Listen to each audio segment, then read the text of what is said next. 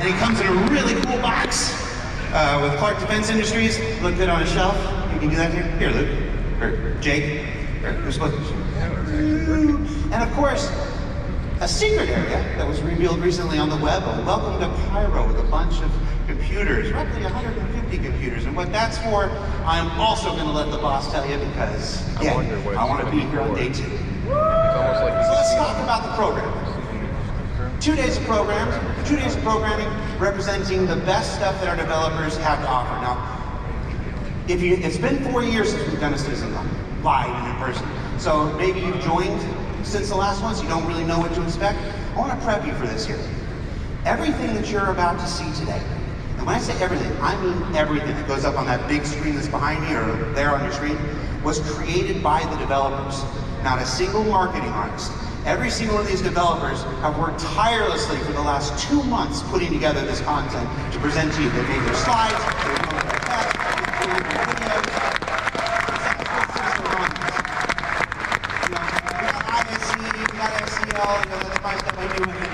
videos. But CitizenCon is where we let the developers go on stage and hopefully you guys can share their work directly with you. hear what Jared's every saying. time they go on stage, I need a big round of applause, and when they go off the stage, I need a bigger round of applause because I told them they'd get it, and you're going to make me look bad. So give me an example of that round of applause, everybody.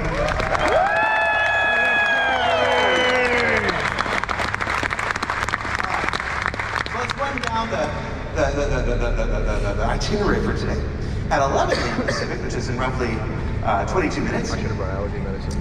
Oh, Chris Roberts, founder and CEO, is going to take the stage, and he's going to do the keynote. He's going to talk about Star Citizen, past, present, future. He's going to set some stuff up. I don't want to spoil it, but I saw the notes, and he said he used his fidelity like 3 times, so prepare your meeting. They're going to release more. After that is our big Shaping the Verse, the Future of Star Engine presentation. Now, whatever you think this is, I promise you, you're not prepared for it. This is, I gotta think about how I do want to come back tomorrow. I'm gonna let that I have no idea. But I have be in no your idea. seats, be ready. It's unlike anything we've ever done here at CitizenCon before.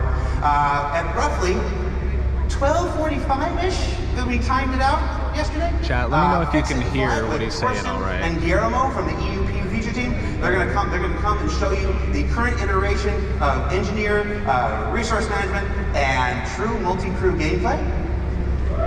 Check that out. Then around 1:50, these times are all approximate, from our rehearsals yesterday. We got a cosplay contest hosted by Galactica, our social media manager. That's going to be right there on the stage. Then we break for a lunch. We have a lunch break. 2 p.m.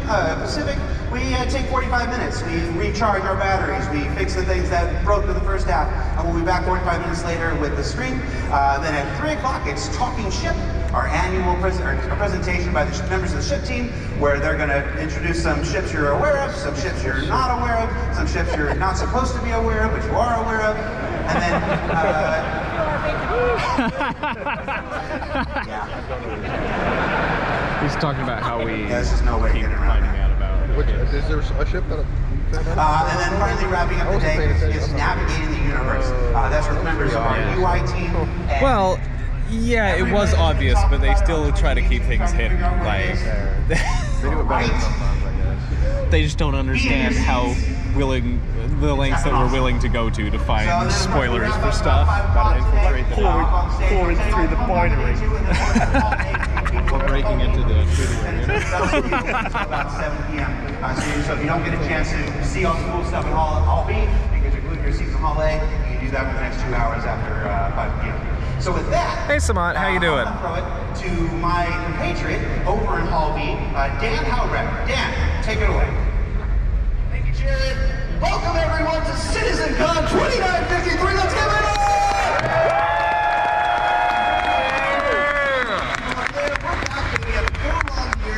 We are finally back at the Los Angeles Convention Center. It has been since 2019 in Manchester since we've been able to see your beautiful faces in person, and we've missed you so much. Now, if you're wondering who I am, that is a very valid question. I'm the community producer here at CIG. I produce the community content for many years. I produce subscriber content behind the scenes for many years, just like that bobblehead that you guys saw. you're welcome.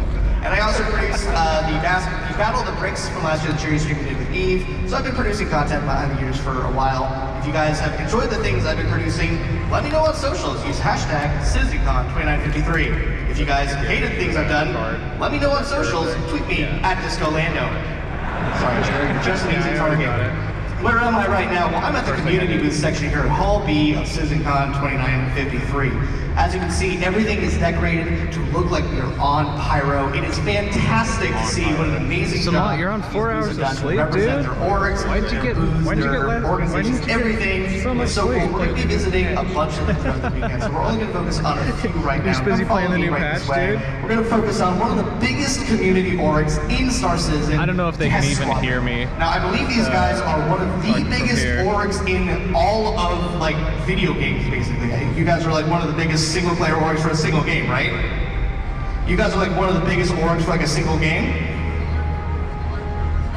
We're the largest organization for Star Citizen, as well as the Guinness Book World Record for the largest MMO guild. So they're kind of a big deal is what we're saying. They're here at the community booth section. They have a bunch of cool swag to give away. They focus on, professional gameplay. They focus on casual gameplay, all sorts of career paths and job opportunities. If you guys are interested in checking out what it's like to test out Diverse, check out Test Squadron right here on the community booth section. We're going to follow me this way now, over to the United Space Confederation. In a world in which the man is out to get you, one org claims to maybe have your back. That's the United Space Confederacy. They are a roleplay focused org with an amazing, in-depth, lore-driven background. So if you guys are interested in joining an org where lore is the kind of driving passion or focus of why you guys would want to be playing Star Citizen, United Space Confederacy. We ran through the booths earlier. I'll take you guys on a little tour later since the stream's actually working.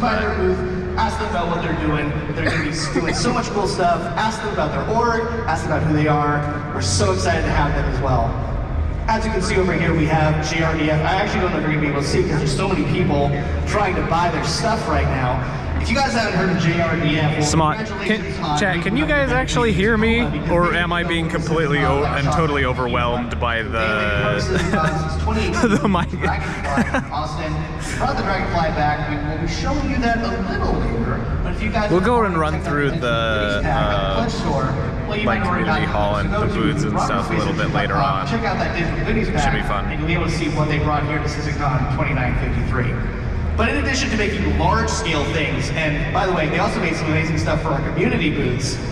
In addition to large-scale things, they make miniatures as well. So if you want to bring a little bit of the verse into your home, into your office, come check out JRDF. There was a line wrapped around the corner right before we went live. They are insanely busy, but if you come by their booth, they're doing giveaways for free stencils. So if you vote either Drake or I leave. Of course, I didn't write down the other manufacturer. It's Drake, right? I think Misk? I could be wrong. But one of those two manufacturers will get a chance to win a free stencil of one of their new miniatures. So if you guys are here at the show floor, again, come check them out. They're going to be doing some cool stuff today, and they're selling some cool stuff as well. Literally, when this goes off the air, probably going to break out my wallet. So that's just how cool they are. We're going to follow me back this way. Excuse me, everybody, making my way through. And sort of on the community side, we have the CIG section. We have the Interactables team making a live prop here at CitizenCon 2953. Again, if you guys have checked out the digital goodies pack, in that digital goodies pack is a trophy. It's a CitizenCon staple. We always include it in a digital goodies pack. Well, they're making it live here before. Look at how cool that skull is. It's going to be part of the decoration of the trophy. These are members of our Interactables team in Manchester. They're currently making it live. And you can see, if you look over there to the left, they're taking suggestions from members of the community. So if you guys want to make your mark here at CitizenCon 2953, come on over to the Interactables booth, start giving them a little bit more ideas, and maybe make your mark in history. Now, I don't think it can be said enough that we are so excited. Holding this up is really going to tire my arms out. I'm going to be so dead by the end of the day. Having my own backyard is beyond cool. It's beyond phenomenal. Everyone here who has worked so hard, whether they're at the community booths, whether they're just a regular person showing up, or they're a member of CIG who helped make this possible. We are so grateful that you guys are here. We hope you guys have been enjoying the sort of pyro sneak peek of the community booth so far. Like I said, we're going to be checking those out later this weekend, both later today and tomorrow. tomorrow, we're going to be trying to get all the booths, all the orgs, so you guys can see exactly what There's so many people here. Creativity drives the members of the verse. That's you guys. You guys are I think I heard there's like over, what is it, over 3,000 people? So we're going to come back over here. idea. We're going to quickly talk to a couple more members Almost of 3,000? Squadron, get a little bit more about what they're about. I'm glad it's air conditioned. We got Crow, It's so hot D7, over here. and D Lefty. What's up, guys? How's it going? You know, it's been really great. This is my first CitizenCon. I've been loving it so far. And so this is your first CitizenCon. What were your expectations coming here? Like, did you think that there was going to be like a pyro setting? What was kind of your bucket list, your wish list of what you hoped would be a CitizenCon? I was hoping for pyro, but honestly, the way that everything has been set up is above and beyond my expectation. It's amazing to be here, and you know, it's just I expected a little bit, but the way that you guys have set everything up is outstanding. Awesome. And do you guys have any advice for people who are trying to break into the verse? It can be overwhelming sometimes for new players trying to figure out what to do in Star Citizen. So do you guys, as part of Test Squadron, have any advice for new players who are trying to make their way into the verse? Honestly, find a friend, find someone to play the system. The guide system that Star Citizen has set up is amazing and really helpful. Or to find an org like Test, you can find us on Discord, and we always have people that are willing to help you, whether that's over voice chat, over text. We will hop in and help you figure out the game, because it can be a little bit overwhelming, especially for new players, and that's what we're really here for. It's really to make you join. Awesome, thank you guys. Well, as I said, they're giving away some cool swag, so if you guys are here at CitizenCon, come check out their booth. We are beginning in 10 minutes for Hall A, so if you guys are here at CitizenCon, start making your way over to Hall A. We're beginning in just a few minutes. We're going to be talking about some more stuff here at the community booth before I kick it back over to Jared. We're going to be going over to United States Confederation. I said Confederacy before, it's United States Confederation. Excuse me, guys. So you guys are a role-play focused org. What made you guys sort of decide to come up with this amazing, immersive backstory for your guys' org? Well, I didn't quite catch this, the question. What made you guys come up with such an intense, lore-driven background for your org? Oh man, we've been around since the beginning, and we saw the effort that was going into the creation of the story by CIG writers, and we want to dovetail into that. Yeah, I mean, it's a bold choice to go, you know what? We are anti everything that's currently in the game. We are going to be so anti you it's going to be too sick. So, but you guys are like slowly starting to make your way back into like polite society. Now the messers are gone, now that we kind of have a new imperator. So what's kind of the direction you guys plan on taking USC? Well, we like the ideal of creating a little irritation and rubbing up against the man, if you will. And that's the direction we want to go, is to reestablish relations with the new government. Awesome, like thank you guys so much. aliens? Like I Do said, they we're hate checking out the aliens? community throughout the weekend, so be sure to come over here. I'm going to throw it back to Do they Jared. bang Kick aliens? off our first panel of the day. Jared, back to you. We'll see you back here again. CitizenCon 2953. Gotta get some of that Lucy.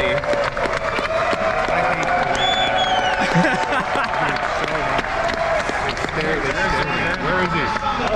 We still haven't figured out who's. So we are here in Hall A with the community! So as Dan said, if you're still hanging around in Hall B, it's very cool. We're just all the minutes way away from the start of the official CitizenCon 2953 festivities. So you want to make your way over here. 3,000 seats, still a few available. One next to my dad. Wait, Dad! You're not my dad! Where's my dad? There you are! I still owe you money. Alright. So again, we're just a few short minutes away from CitizenCon 2953. Thank you for enduring our sales pitch during the pre-show. I told you, CitizenCon is entirely by the devs, for the community, so we wanted to take a few minutes beforehand and do all our happy marketing stuff. But we're just about to start, so with that, I'm going to wrap up. Thank you for tuning in. Thank you for watching. We'll be back later on in the day. Up next is Chris Roberts, then Shaping the Verse, the future of Star Engine. Grab yourself a snack, get a drink. You're not going to want to miss any of this. Stay tuned. We'll see you in a bit, everybody.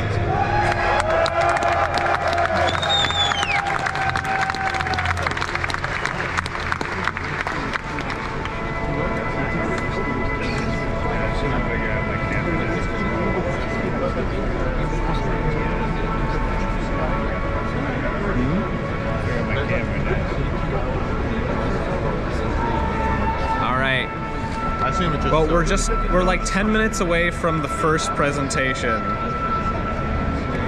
So it should be good.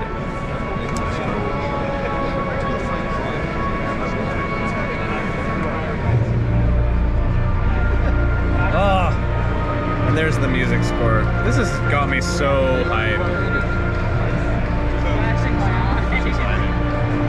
I'm so excited. So what was this first panel again? Do you recall? I forgot.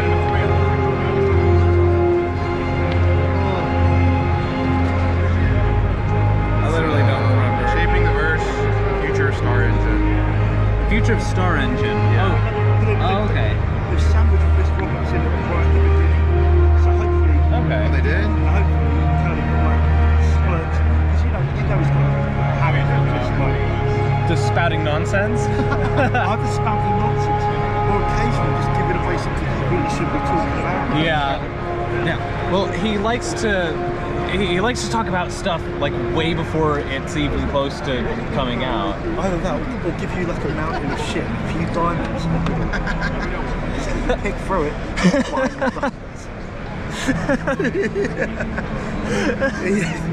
I swear. It's true. That's what they're doing. No, he said that as well. They're never doing it. Farming. Just like that sandworm, you know?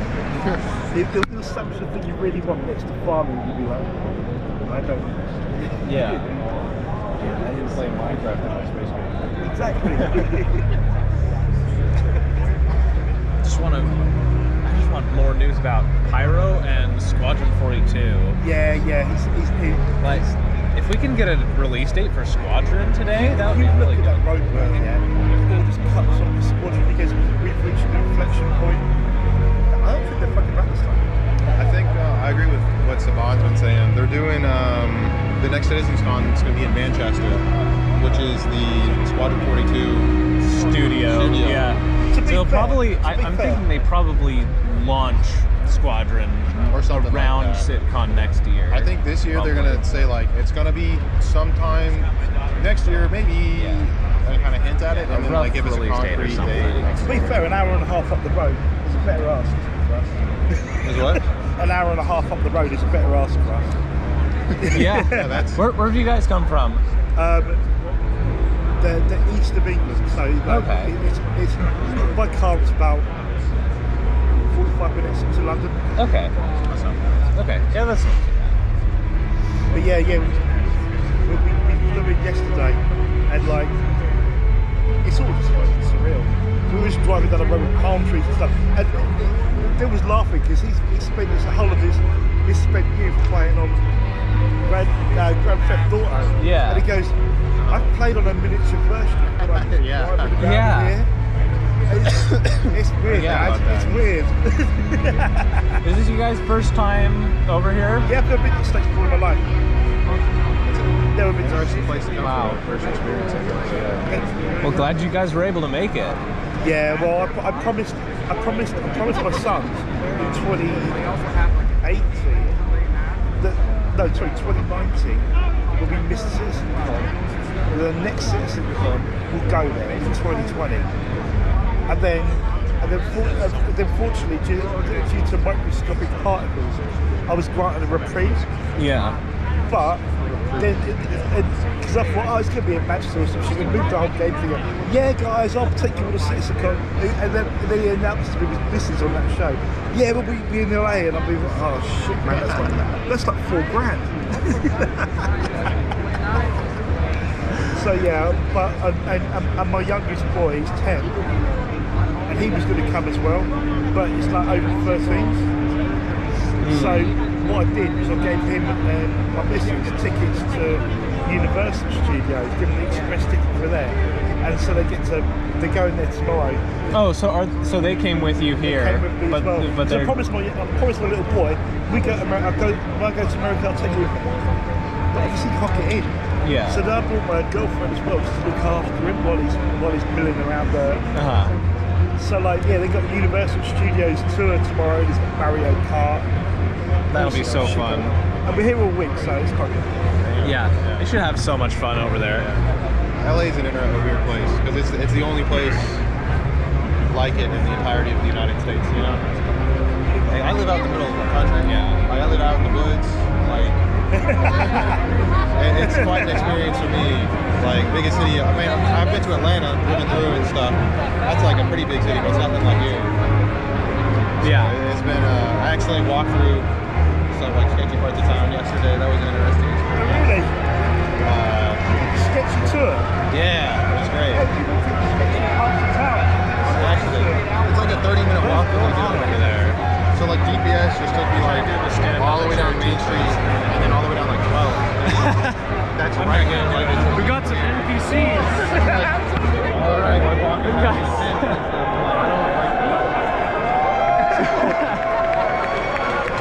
Star Citizen NPCs, they do exist.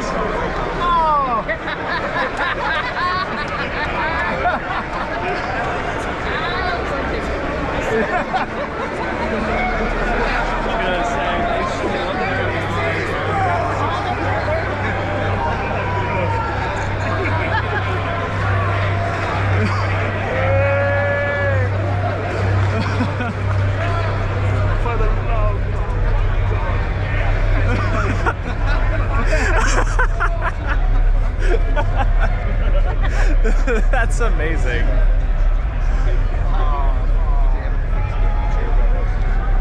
Base is nutty. Yeah. Oh my god. Oh my god. Guys, I wish y'all were here. Just the energy here is awesome. It's so cool. How long to showtime? The show starts in 2 minutes. 2 minutes. I was expecting that Roughly. LA Airport, LAX. I was expecting to fly and find people on the seats and that. I was gutted. I thought that whole of like New Babbage had been moved around now. So when I got there was nobody on a chair.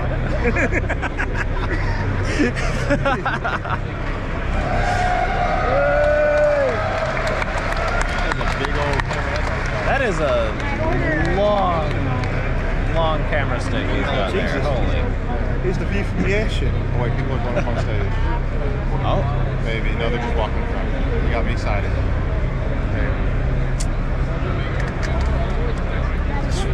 Faking us out, bruh. Yeah. What are you doing? We need to get here like early tomorrow. So we gotta get all the way to the front.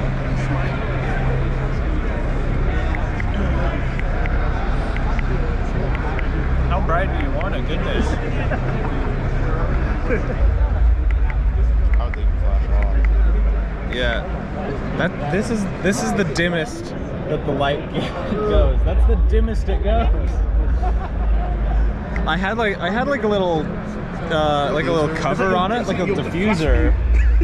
But it I don't know where it went. I think it fell out of my backpack somewhere. I just said to my boy, what do you call a lady at CitizenCon? He goes, what's that? Okay, a CIG employee. Yeah. You're right. Yeah.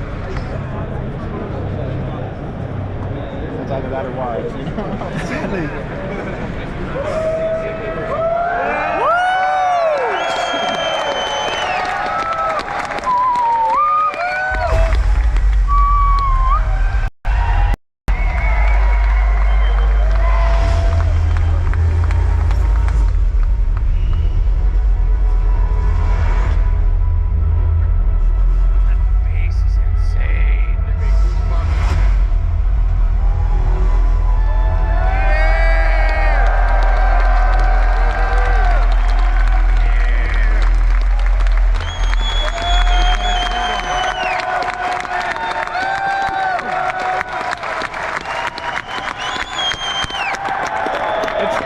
himself. Woo!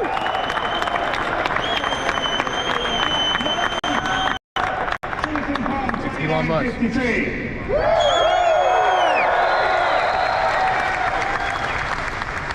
It's really, really good to be back in front of all you guys in person after 4 years being shut away, doing it online. It's so great to see so many of you, old faces, new faces. And you're going to have a great show over this weekend. I think you guys have already been around a little bit. There's some fun stuff here. There's the alleyway, see the alleyways, the checkmate station behind you, where I think a lot of our community. Los Angeles is just IRL Loreville, basically. Definitely check that out. There's a dragonfly. Maybe Area 18. With the It's probably closer. Get pictures taken up. We have Yatmo Esports. New York, versus, Area 18. Yeah. Which will be really cool. And most importantly, we have 150 computers that you guys can get down and sit and start to play and experience the beginnings of Pyro.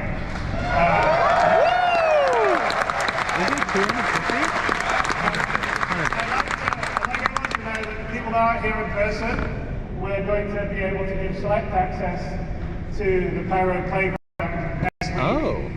So we'll have more details on that if you go to our website, robertspaceindustries.com, to find out how that works. That's cool. Can you guys hear Chris okay? This year, Chat, can you guys hear Chris? Ever be at a CitizenCon. I think we're going to show some stuff that's going to blow your guys' minds. A lot of stuff we've been working on really hard actually for the last few years. Anyway, I can't wait to see what you guys think of it. And there's a lot of stuff that's been iterated on by Squadron 42. You guys will have probably noticed that the tasks have dried up on the task tracker. You're going to sort of see the results of that over these next 2 days.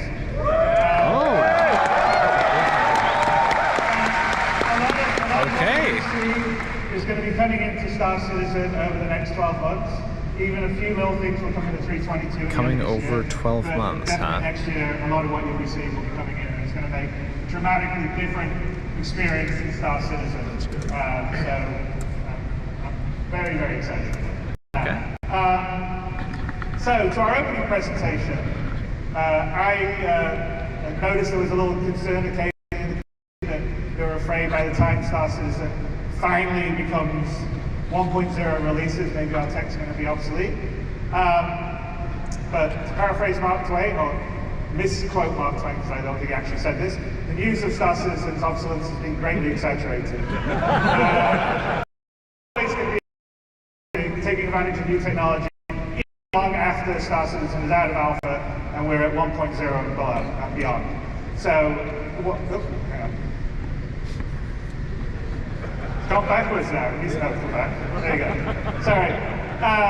So, we thought this CitizenCon would be a great place to share a lot of the tech we've been working on for the last couple of years. This presentation will be from our core technology group, which is what we formed our graphics and our online tech, audio tech, engine tech under, and they are responsible for building the tech and our engine that runs both Star Citizen and Squadron. And we're going to give you basically a session talking about some of the new stuff that's coming into the engine in the near future. But before I do that, we're going to run a little video here to remind ourselves just everything we have in Star Citizen and our tech does, because I think sometimes people don't realize everything that we can do all together. So let's run that video.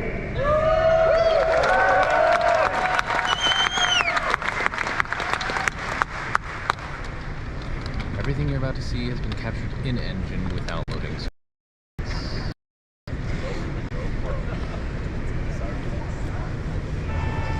Lower the GoPro.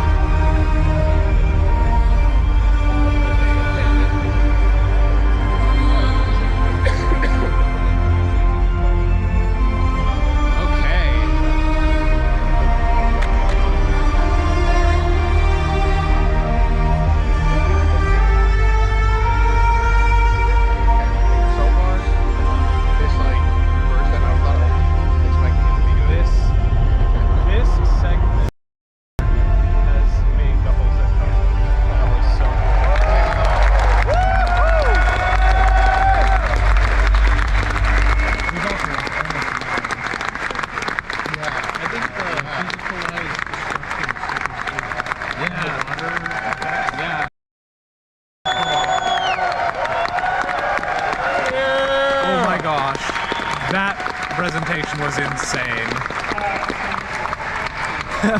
Look at his smug ass I face. think that sequence holds the record for the longest spline in the history of computer games. I think we're close to 1 billion kilometers traveled during that whole sequence. So hats off to the engine team and supported by our That was so good. music, which is always beautiful. It sets us in so well. Yeah. That was so cool. And greetings from Belarus. Welcome. Hopefully from this video, just make me want to go back to university. Welcome to CitizenCon, man. From Belarus. Nice. Of some of the simulation that's happening there. But it's pretty amazing to think that all that happens inside the engine seamlessly without switching, loading screens, or anything else. It just, you can go from down up close to a blade of grass all the way out, looking at a whole planet to moving to another star system.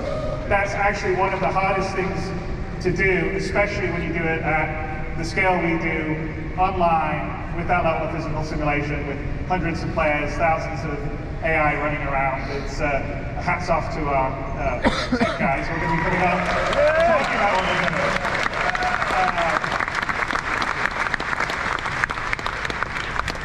Now, obviously some of the things in here aren't in the current live build of Star Citizen. Like, for instance, at the very beginning, I don't know if you noticed the conductor with the hair blowing and the tails blowing. That's all simulated in real time. We'll talk about the physics part of the upcoming speech. But I'm going to turn the stage over to the core technology group to talk about some of all this new tech that you just saw and go into more detail. And we'll be rolling into Star over the next 12 months or so. And some of it, like some of the new cloud stuff, will actually come in 3.22, which is great. But before I do this, I wanted to introduce Benoit Beautresseau, who, as a lot of you know, Turbulent have been our long-term partners here in Star Citizen since the end of 2012. They built our web platform, our digital distribution platform, and a few years ago started to help us on developing the game. We have almost about 100 game developers in Montreal. Montreal's a great place for game development talent. And this year we brought Turbulent into the fold of CIG, and they're now fully part of CIG. So this July they joined us, and Benoit, who is the Chief Technical Officer of Turbulent, has now become the Chief Technical Officer of Cloud Imperium. And along with him and Mark Boudet, who is the CEO of Turbulent, who is now our head of global studios, they're strengthening our management team at CIG, and I'm really, really happy to have them. And I want to introduce Benoit to come to the stage, since he leads up the tech group, and they give you a little setup of what we're going to be doing this year and going forward, and some of the new initiatives we're going to do. So, Benoit.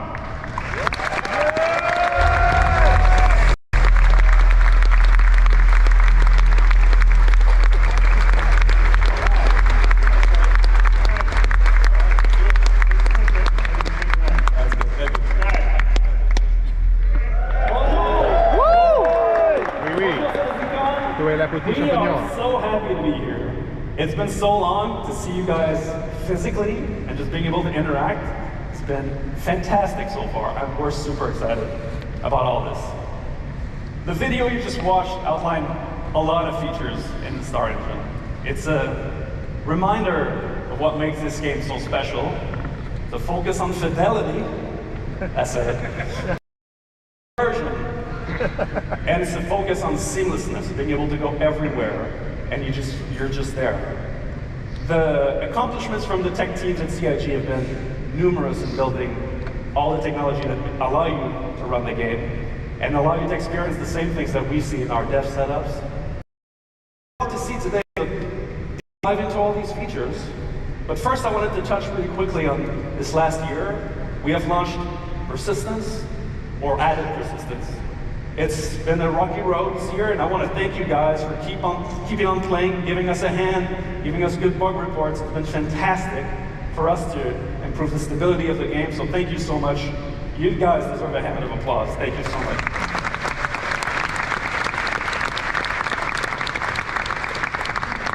I just want to touch on one bit, which is that all the people you will see in the next couple tech panels are really the best of their crafts in the world. They are infused by a value that we tremendously value at CIG, which is relentless optimism. That this game can be made, that this vision can be gotta achieved. be optimistic. And so, without further ado, but first, I got one more thing to say. So, in all of the different panels that you'll see, all the updates, everything that you'll see on screen, whether it's a HUD, an MFD, a ship UI, FTS weapons, everything, all of this is new. So as you watch the clips, you're going to see some differences. That's because this all comes from the freshest implementation that we have. We love open development. We love to show you guys the work in progress. And so that's exactly what we're going to look at today. And so, without further ado, I'll leave you with Marco, who will show you all the cool and amazing features of our engine and the challenges that we face. Thank you so much, guys.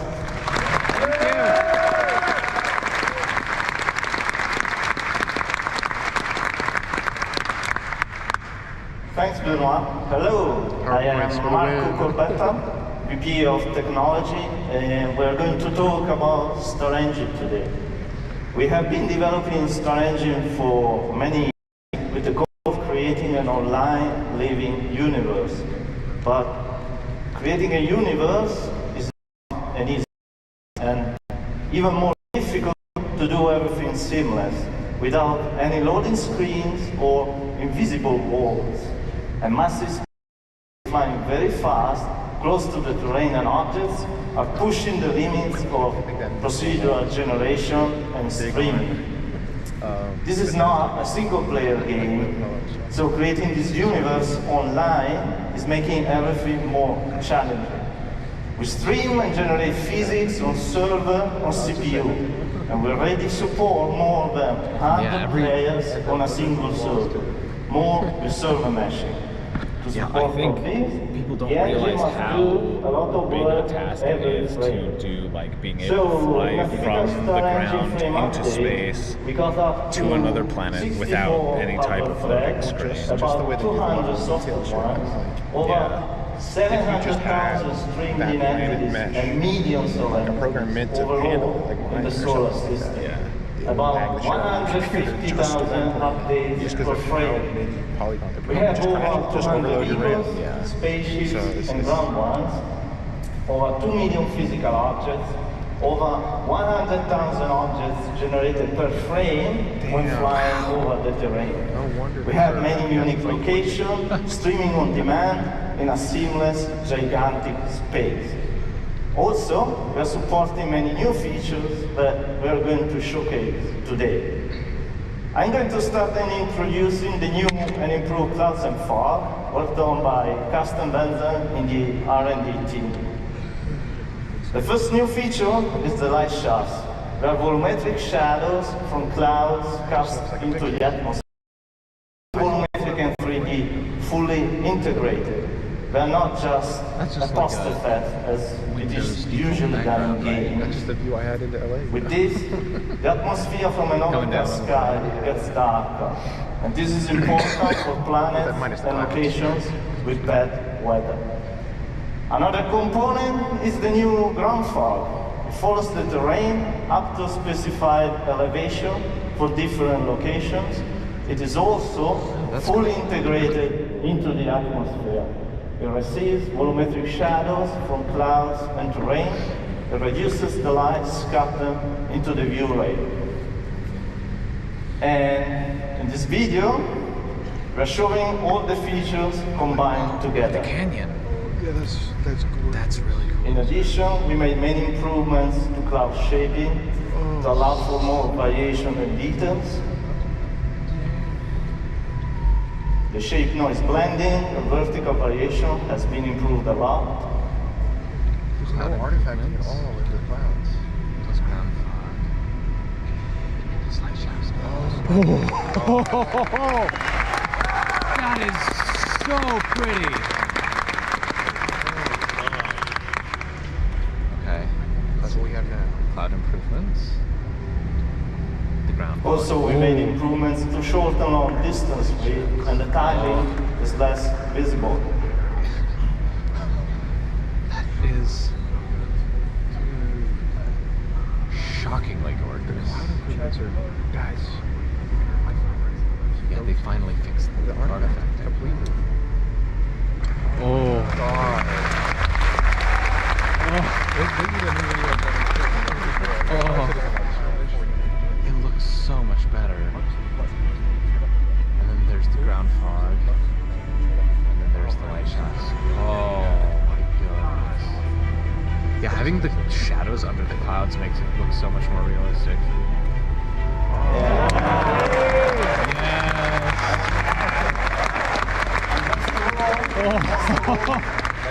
We're going to include all these new features and improvements in the next 3.22 release. What? That's coming in 3.22. The next patch this year. That's gotta be Vulcan NPR then. Yeah. That's UAE. Huh? It's not UAE. Yeah, Christmas. Should be around Christmas. They said 3.22 by the end of the year. That should be like November, December. Yeah. That's so good. Ooh, fire. Really excited to show you. We're going to show you dynamic fire and star engines.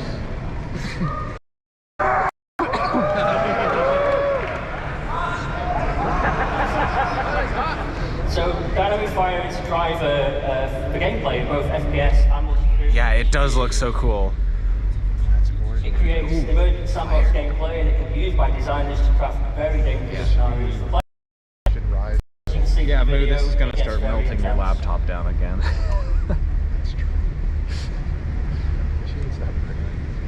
There'll probably be some okay, so kind of like how do fire start and star engines? Well, there'll probably be some kind of and there are multiple ways in which it can occur. way to turn them off. For example, weapon impacts or misfires, explosions or damaged items, and the player needs to be alert to their surroundings with fire and ever-present threat. If a fire does break out, you're going to see it dynamically propagate through the area, causing damage to environment and player. And at this point, the player needs to limit the damage, of course, by extinguishing the fire in any way that they can. So in doing so, they're going to need to wear protective clothing to protect them from extreme heat. They're going to need to wear a closed helmet to protect them from smoke inhalation, poor oxygen levels. And there's actually multiple ways the fire can be extinguished, including firefighting gameplay. For example, using the fire extinguisher, which is my personal favourite. It's a lot of fun doing that. Grenade UI and The healing removal of oxygen, for example, locking off the area, venting the oxygen, creating a vacuum. Or simply, the fire's burned so fiercely that it's done everything it needed to do, there's nothing left for it to destroy. And if you let it get this bad, it's probably time to consider repairing the ship. Okay, so how do we achieve this from a technical perspective? The first thing the artists and designers do is they mark up their scene to tell us what physical properties each surface is made from, whether it's wood or metal. But not only on the surface, we have to describe what is behind the surface. You might see a metal panel on your station, but has it got cladding or wiring behind it? It's important we know all this so we know how flammable it is. Then after this, we have to define all the physical properties that go with these surfaces. So, for example, what the mass is, the energy density, combustion temperature, fuel ratio. And we use all these physical properties and we sum them up in each So basically, certain materials in the ships will catch fire more easily and spread more easily. Like so then cloth first or thing we do wood is or we look at whatever the source of will ignition and then spread it more easily than so here's our debug mode that shows us what's going on in the simulation. Is what we use to track it. And you can see these squares enlarging to show us where the fire is spreading. For each of these voxels, we're tracking the fire, the temperature, fuel remaining, the amount of smoke, and the fire is propagating via convection and radiation, which are both actively simulated. That's and neat. it's consuming the gases and producing the knock-on products as well as it goes. And because we're using a proper simulation, like Mike mentioned, when you vent the room, not only are you removing the oxygen to turn the fire out, but if the temperature remains the same, if oxygen is reintroduced, the fire will reignite and it will continue burning, just like in real life. That's cool. So when are they going to introduce ship venting? It has to be an engineering decision. gotta be some UI to be able to do that. Like what's seal next for doors us? and then So our focus has been on interiors, in particular spaceships, but all interior spaces really, and this voxel grid really helps us solve that problem. Our next focus is going to be on planets. Obviously, they represent a slightly different challenge, the vastness of them. We have to transfer this over the network and simulate it slightly differently, and we also have to render it at scale. But the way we've done it, the core tech we've used, we should be able to scale this up quite easily. So that's going to be our next focus. Okay, so how do we create realistic dynamic fire visuals in Star Engine? Well, we start with the simulation, as just described by Ali, and this gives us the data we need to drive the visuals. Then we bring in the burn shader. So this can be applied to static environments. We have a lightweight version of the shader for entities, which is kind of based on the dirt shader where. Then we've got the glow, which is an animated surface decal shader for static environments. This is where we start to bring in some nice motion. And then we bring in the GPU particles, which are spawning from voxels and in screen space. Obviously, these are doing a lot of the work visually. That looks really good. Then we bring in the lights. These are spawned for clusters of voxels as opposed to per voxel as an optimization. A cluster being a representation of voxels close to each other. And then we bring in the fog. So this is height-laid volumetric fog. The smoke fills the room and it goes up to the ceiling before filling the rest. We're simulating that. Ah. Stop, drop, and roll. So to finish, we're going to take a look at all of that put together in the game. Yeah. Oh yeah, yeah.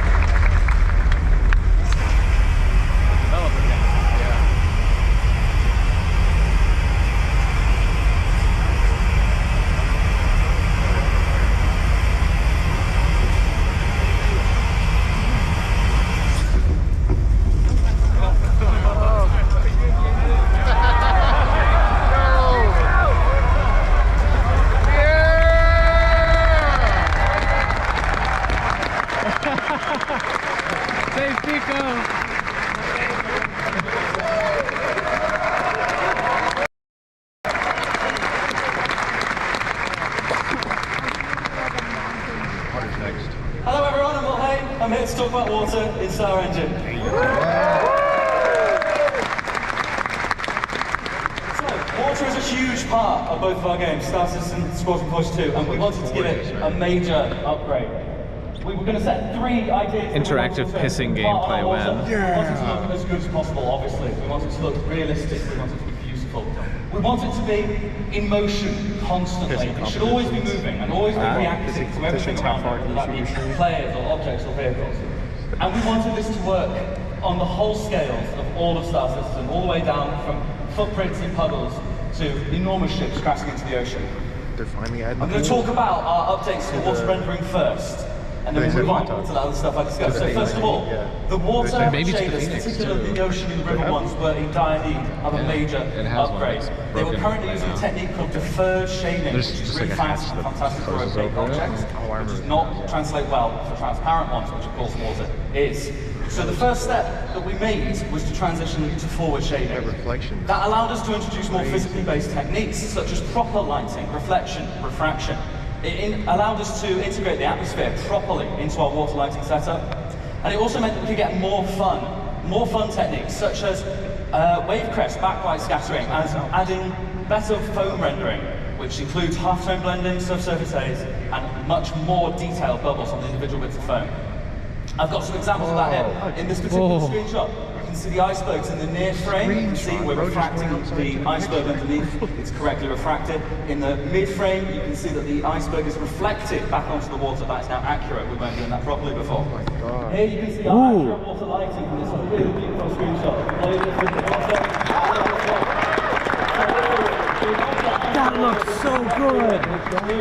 And then we are applying the lighting changes from the specular highlights on the surface, and also considering the lighting from the suspended particles in the water, depending on how deep and dense the water is, which gives us this really beautiful effect. This screenshot just looks good, but what is going to demonstrating that the atmosphere and the water are sorting properly. Where is that? Looks like everything is normal, but it's challenging to implement with forward rendered water and proper Raymarsh tiles like you have in game. Props to Alan who worked on all of this. I did Is there anyone? and here you can see the wavecraft light scattering. See how the sun is coming across the back of those waves. It's lighting. The little white caps in the water make it. Oh, look at the bubbles. And for instance, we have both surface foam and subsurface foam rendering correctly, looking really, really nice. I've just got a video here before and after. First of all, this is our lakes on Stand 4. So that is your damage. They have lakes Next we have water volumes on Horizon. There you go. This last demo, this is a Clio on the standard system. This is what it currently looks like in game, and the graphics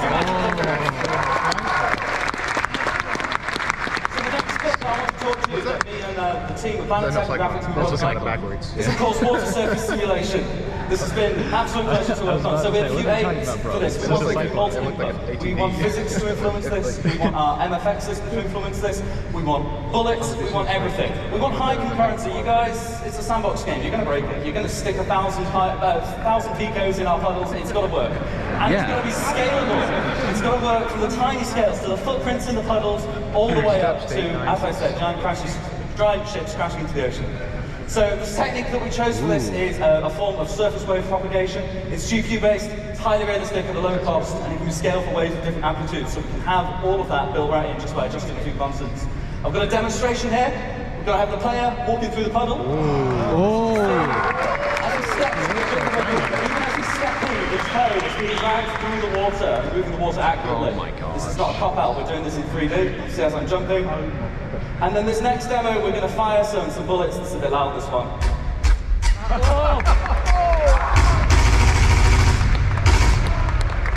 That looks so good. Right, the one more thing that we have to look at. So it's all well and good, this working on a puddle, but Star Citizen is not made of puddles. It's made of oceanic planets. It's made of everything. We needed to make this multi-scale. So we wanted the water near and far, not just in a square around the camera. We wanted lots and lots at once.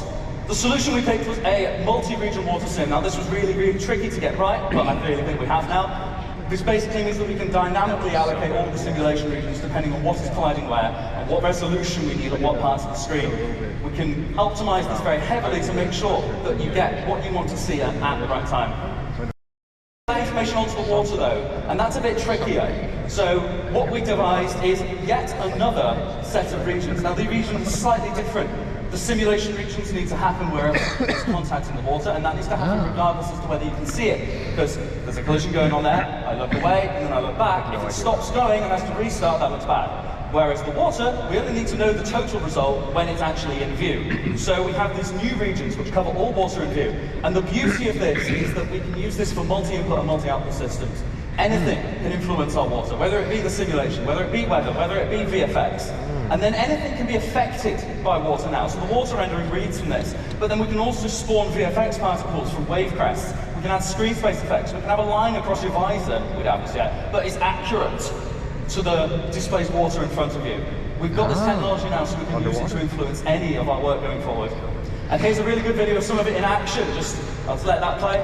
This is a debug mode. Essentially, we're moving a sphere of basically infinite mass through the water. And as you see, if we pan out a bit and we make our sphere a bit bigger, we get a much different result from the sim. Spawning the flow properly. It's really nice. Really happy with this one.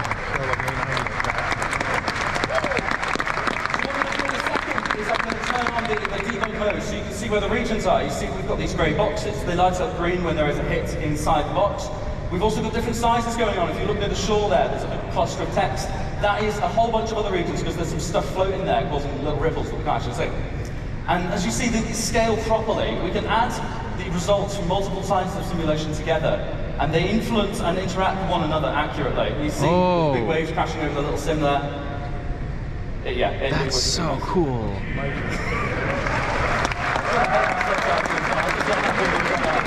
That looks incredible.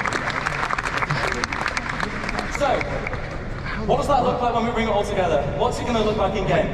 Now, you did see a little bit of some style in the trailer, but actually, I think this video does a little bit more justice to it, so I'm just going to let that play out for you.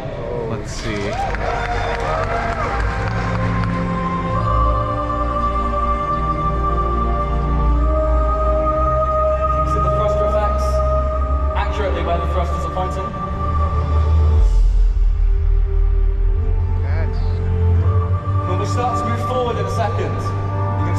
starting to happen behind us there. That's what the cockpit That's great. Water droplets on the glass, thrown up from the water sip. This is what I'm talking about using multi-output. Yo, look at that. Did you see the HUD? Yeah, the HUD. Did you see that HUD? That's fantastic.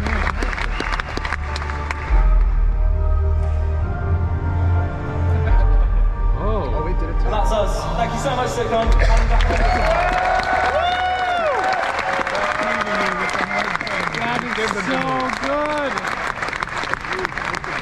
That's so good! I'm just having a stargasm. Dude, I actually cried during that part. I'm not joking. It is beautiful. Well, speaking of crying, blood, sweat, and tears. That's me right now. Amazing features. But we'll talk to you about a few smaller features and a few longer-term R&D features were coming in on the visual side. This first one, something we wanted for cinematics and telling a story, but also to tie into our active feature system, which is get the base to tell a little bit more story on our characters. So this blood, sweat, and tears system is something we implemented recently, and it allows us to use a GPU. Yeah, but are they adding more exercise? And we integrated the skin shaders, so we can get realistic refraction of water on your face. And we even make the skin go a little bit redder to simulate extra blood, tired or upset. What is that face? So none of this is pre-canned animation, it's completely dynamic. We have complete control. We can keyframe every two. We can even simulate blood like that. Oh, he's not a good boy.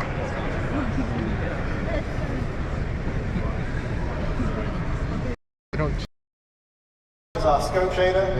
Stein came to me telling me that they really wanted to up the game of our rifle scopes. They weren't quite good enough, they didn't really feel realistic for them, and they thought it was a real core part of the first-person shooter.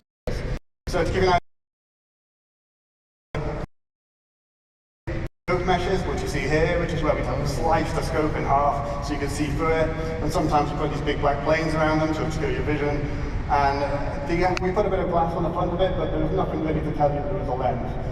So we've worked on a new scope shader, which is now going to be on all of our scopes. Oh, that's good. And I'll give you a quick show of what that looks like in game. That's like Tarkov. That's how they do it in Tarkov. So on the first scope here, we're going to see it's got an infinite projected red dot scope sight.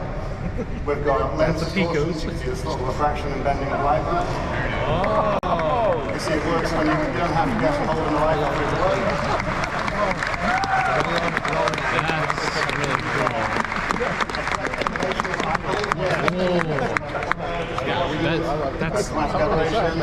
That's so realistic to how actual scopes work. Oh yeah. Has spot for EMPs. If you get an EMP, you're going to have the displays going to get distorted. I'm doing. So quite proud of this, we can see a much better, more realistic simulation of the scopes in the game. And I think I've mentioned before, but it's not a fake effect. It applies to our scopes no matter where they are. You don't have to be using the scope. You can look down somebody else's scope and see the same thing. It's fully integrated with the scope, so it's really quite proud of that.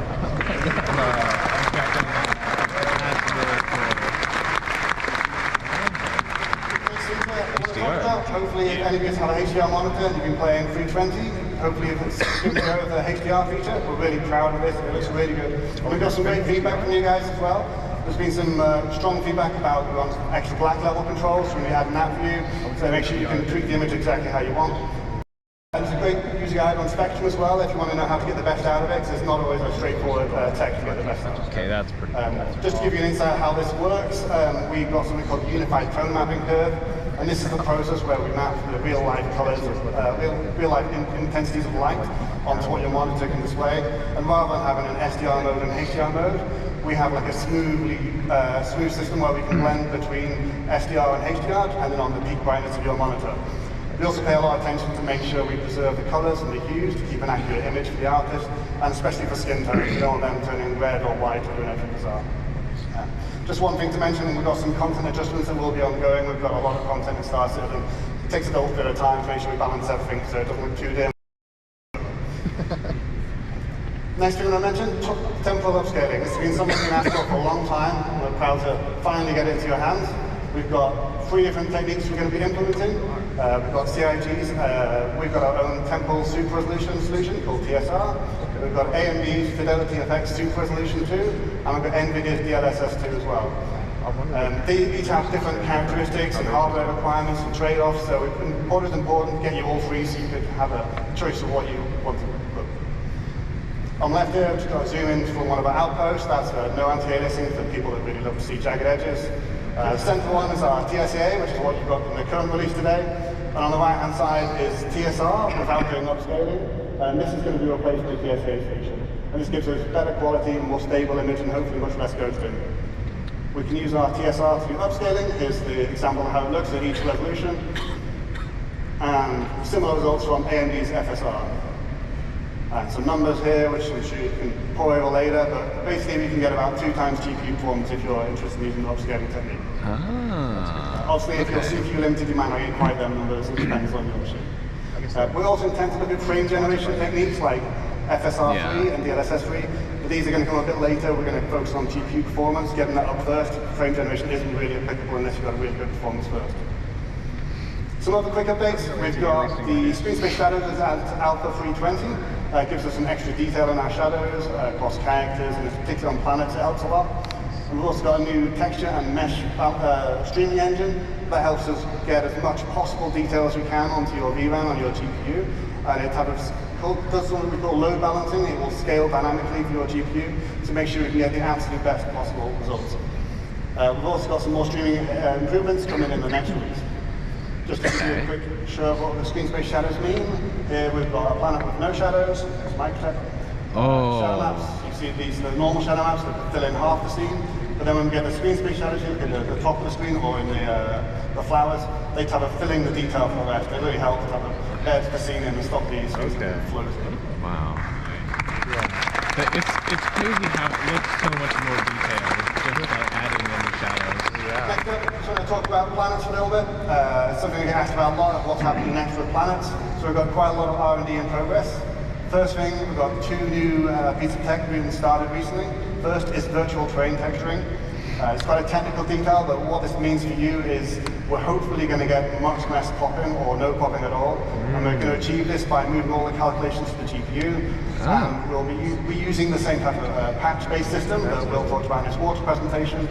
And it should give you major CPU savings as well. So we're quite looking forward to getting this in. Another benefit is that it's going to give us the ability to add more complicated logic on, so we can do more diverse and interesting terrain, like things like, if we don't have beaches at the moment, we'll be able to achieve that. And there's other similar things where, based on the local conditions, we're able to do more advanced decision making.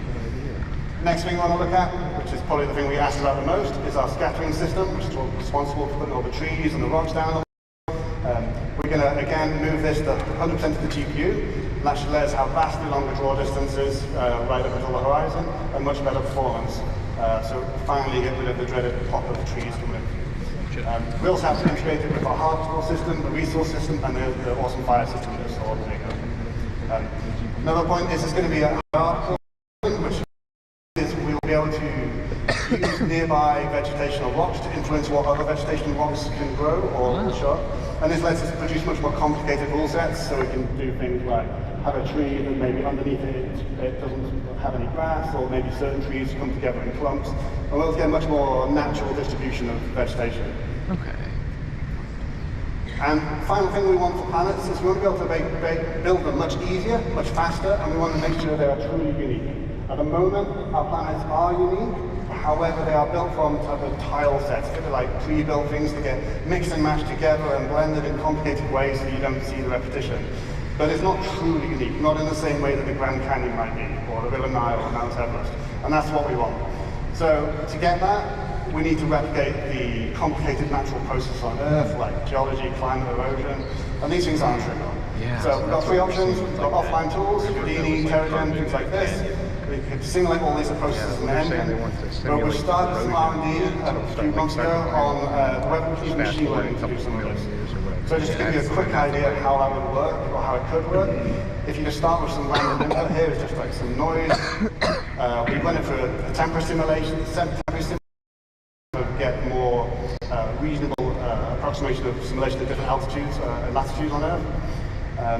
And then what we do is we categorize all this into different biomes. So based on the temperature and moisture, you find out what is a desert, what is a forest. And this part is crucial. So this is the input for our machine learning algorithm. We could come up with this image any other way. You could hand paint it as an artist, or we could just randomize the noise to get a different set of images.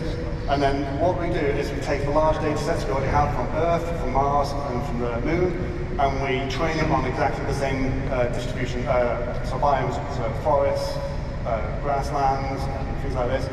And by training it on exactly the type of data we get in reality, we can take this and then push just that, and then we get these lovely height maps out of it that tell us a really realistic distribution. You can see here, this is a height map, so the black areas are low. You can see all the little rivers and valleys, and this has 0 art input aside from this image. Very nice result. It's early days. This is based on something called a custom diffusion neural network. It's, like I said, it's pre-trained on Earth data, and it's been built up in patches so that it doesn't become too expensive to build. And these little circular patches get added together, and then to avoid any seams in the image. Just to help you visualize it, just put some colorization on it to show you where snow and beaches might be, and just wrapped around a planet to give you a better sense so it doesn't look quite so abstract. Yeah, this is very early days, this stuff, but we're hopeful this will be helping the future of how we build planets quickly and efficiently. The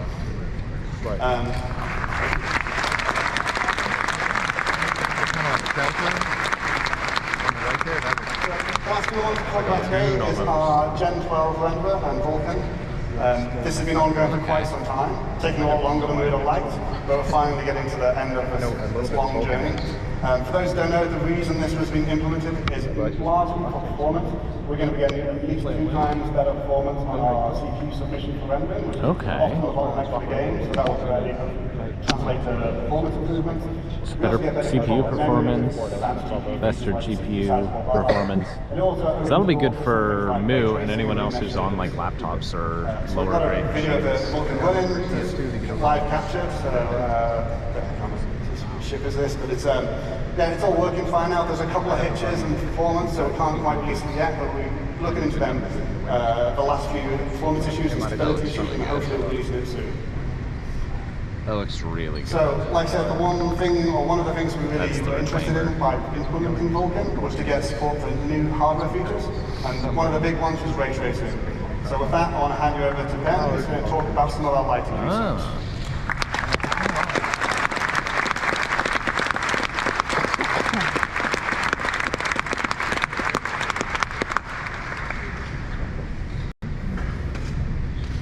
Hi, I'm Ben Parry, and this is Mobile Illumination.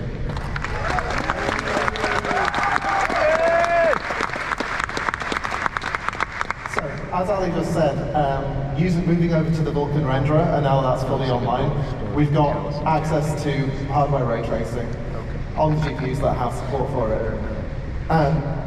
The best thing to do with hardware ray tracing would be to create a new, updated global illumination system for us to use. Now I'm here to give you a fairly early preview of the work so far, but first off I'm just going to simplify some things and ask what is global illumination. Well, you can break the lighting in a game down to 3 components. First off, you've got direct lighting. That's not global illumination. Less melty is good? Yeah, it is. Sun, lights in the level, that kind of thing. I love how they use Next up, you've got diffuse global illumination. Now that's like a whole hemisphere, like a soft lighting that affects the entire, that takes from the entire scene and lights up the pixel.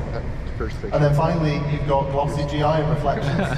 That's like your shiny surface glints, your mirror reflections. It's like the Mr. Incredible and now all of those becoming combine candy together meme. to form one glorious penguin.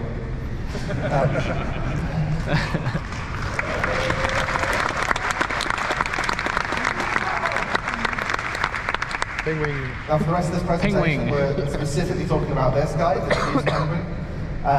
Glossy GI has actually been disabled in all the videos, even the old system videos don't show the glossy GI here, just to aid the comparison. I've got a video from Chris Campbell who's going to make us look cool.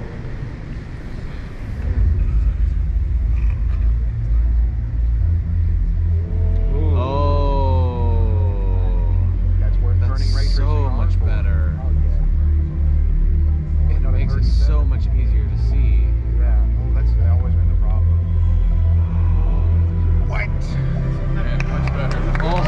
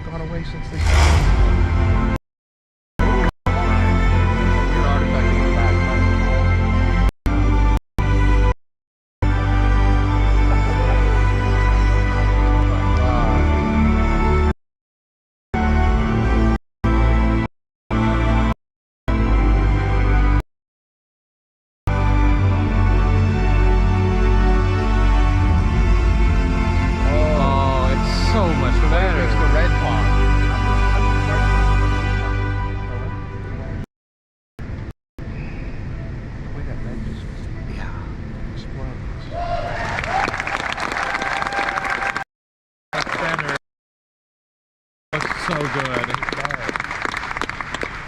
So next up, the boring or the interesting bit. How are we doing it? How does the tech work?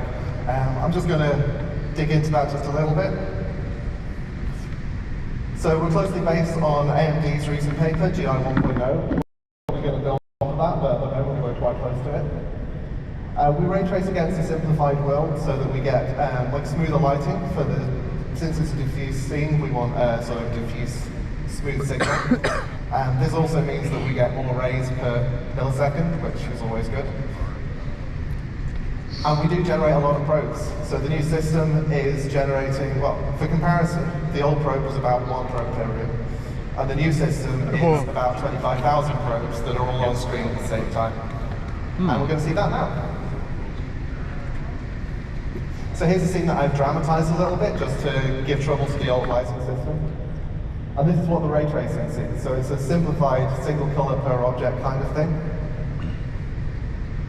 Then we've also got this kind of a 3D dictionary of average light values. So that the light is kind of shared over things in a similar area. Cool. Just making a game like that would be dope. That kind of visual style. Yeah. Reminds me of like Super Hot. Yeah, Super Hot. Super. So going back to the scene, this is the old system. So you'd render a single image from the center of the room, blur it, and then slap it onto the entire scene.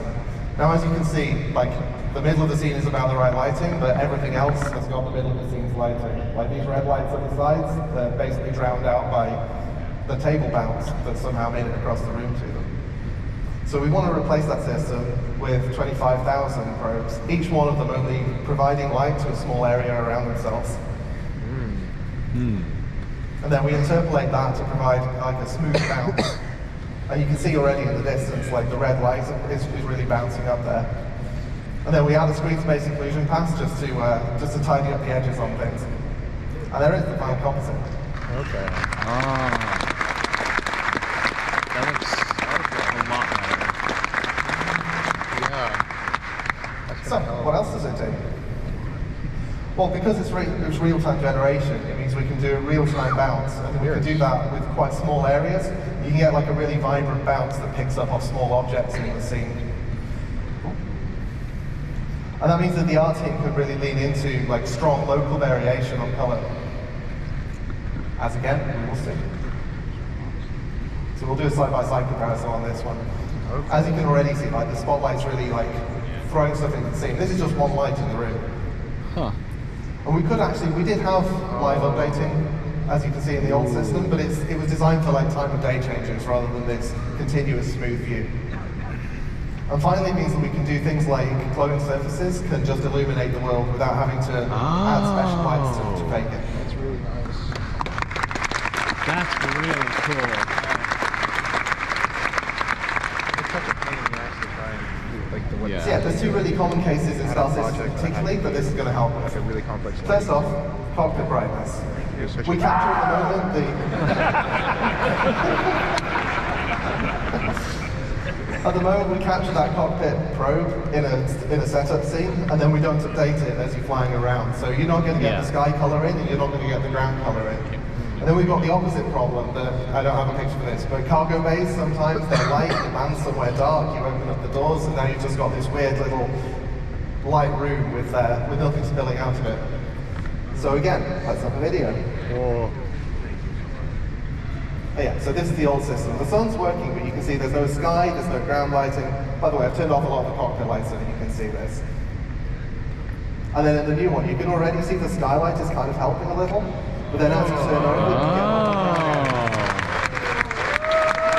That's so much better. I would have never even thought of that. See, one of the concerns we had was that we didn't want to create a two-tier system. If people have got hardware ray tracing and it's working for them, that's great. But you can't really have the art team optimizing the scene for one type of lighting and then having to optimize it for another type of lighting and having to trade off decisions about the two of them. So what we've been experimenting with is trying to create a new low bar that's higher than the old low bar, as well as creating a new high bar.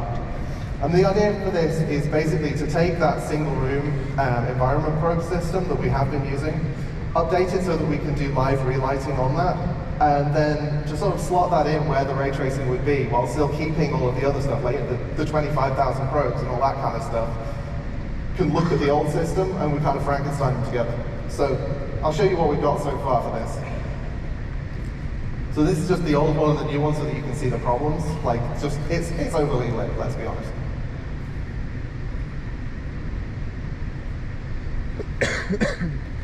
And now this is what Star Citizen would have looked like if we released it on the PS1. You may have noticed also the ship is missing, but you know, we can't do dynamic objects in this. You'll be surprised, it doesn't seem to mind. And then we have software GI in the middle, which is, yeah, like I say, it was using the same 25,000 probe system, but not having to use any kind of hardware ray tracing. Okay. As you can see, it's not a perfect match, it's not identical, but it's significantly better. It's a lot more dynamic than the old system. Yeah.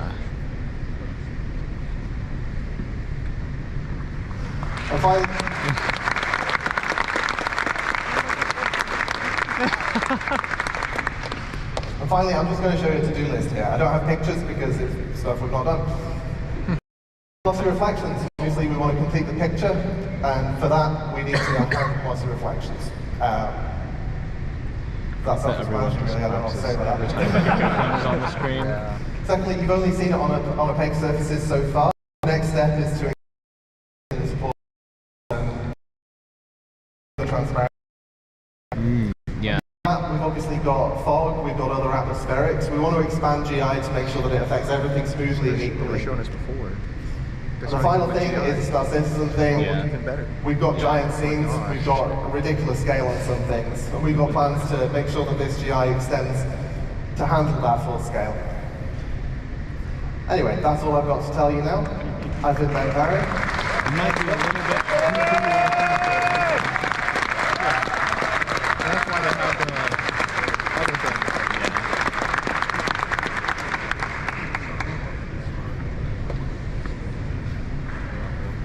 Star cloth and star hair. Oh, here we go. New hairstyles, maybe.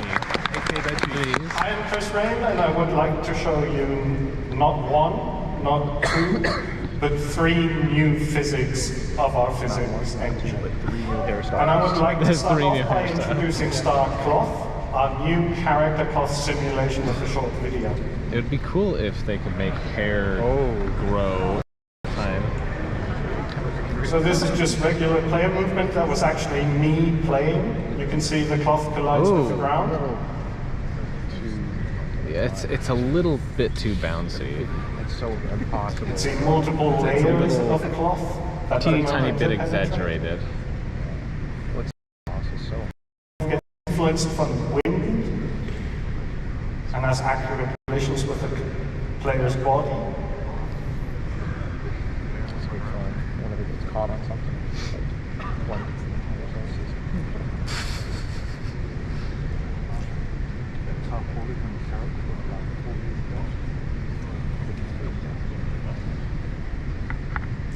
We now have support for collisions from dynamic objects. They just went into it. You can play football in any outfit. Soccer.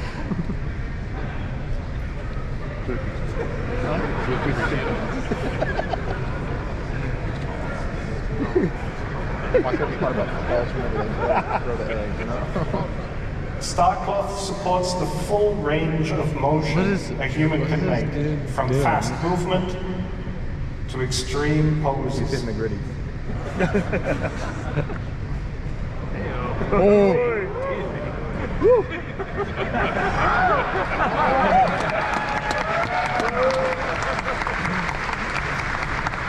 Whoa, you can see through him. That looks like new hairstyle. Maybe.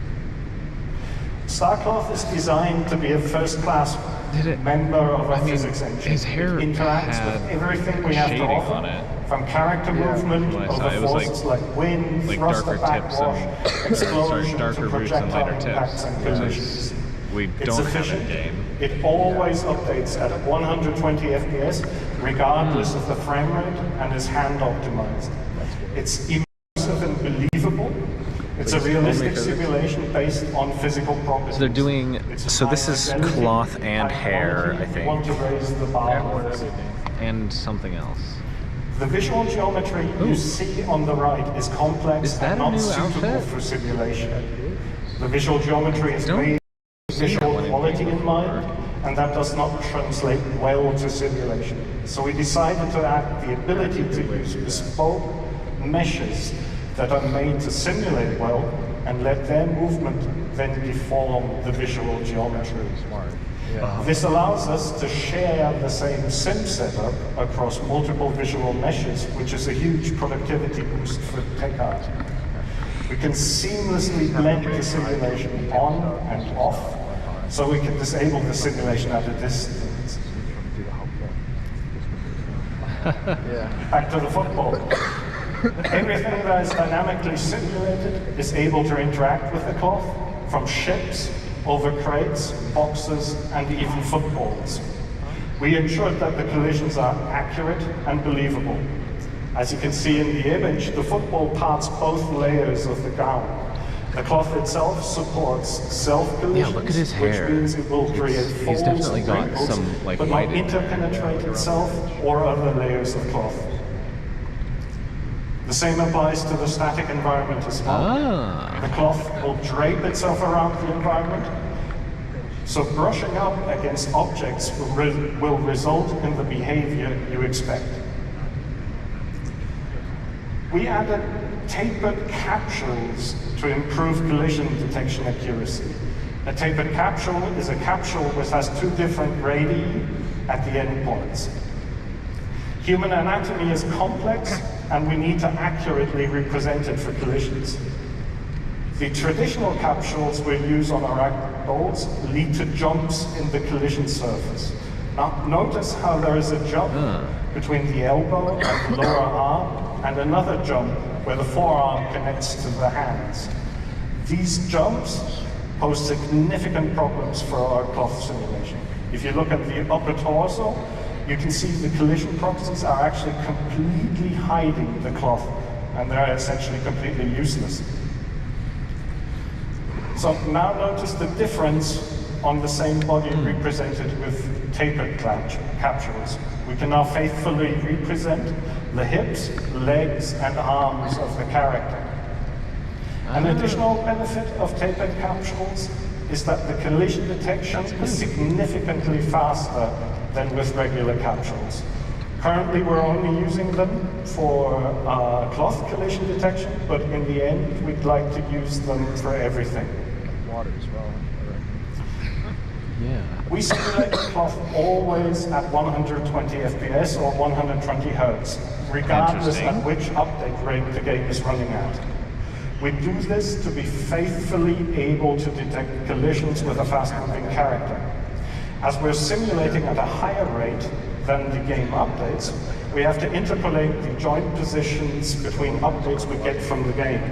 Okay. At each simulation step, we perform collision detection, simulation, and update the cloth sim cage. Now, if the game is running at 120 FPS, we do one update for the cloth simulation. If the game updates at 60 FPS, like in the image, we simulate the cloth twice. Now, if the game runs slower, like at 30 FPS, we need to update the cloth 4 times. You can see this in the image. It becomes apparent that we need to make the cloth run as fast as possible, and we spent a great deal of amount of time optimizing this with various techniques, including handwritten vectorization and using every trick in the optimization handbook. Interesting. The effort pays off because we can faithfully capture very complex movement and fast-moving characters, even at low frame rates, without any clipping or tunneling.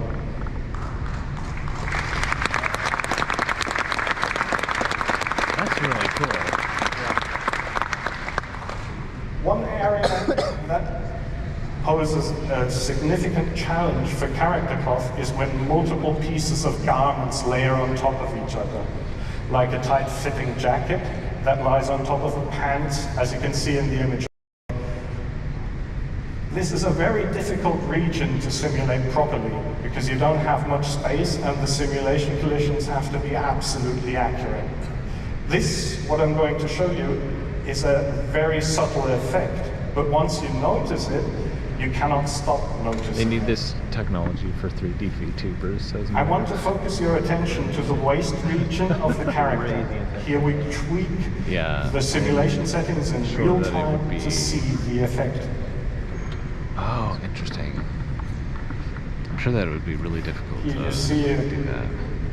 a rendering with a high fidelity cloth disabled. Oh, that is Squadron, isn't it? That's an Injus bridge, I think. And here Or is it a the Javelin same bridge? scene with it enabled. Oh, that looks so good. That looks really, really good. You can kind of see his echoes when he stands up. To be continued, tomorrow much more can be seen about Starcloth in the character advancement panel. Be sure not to miss out.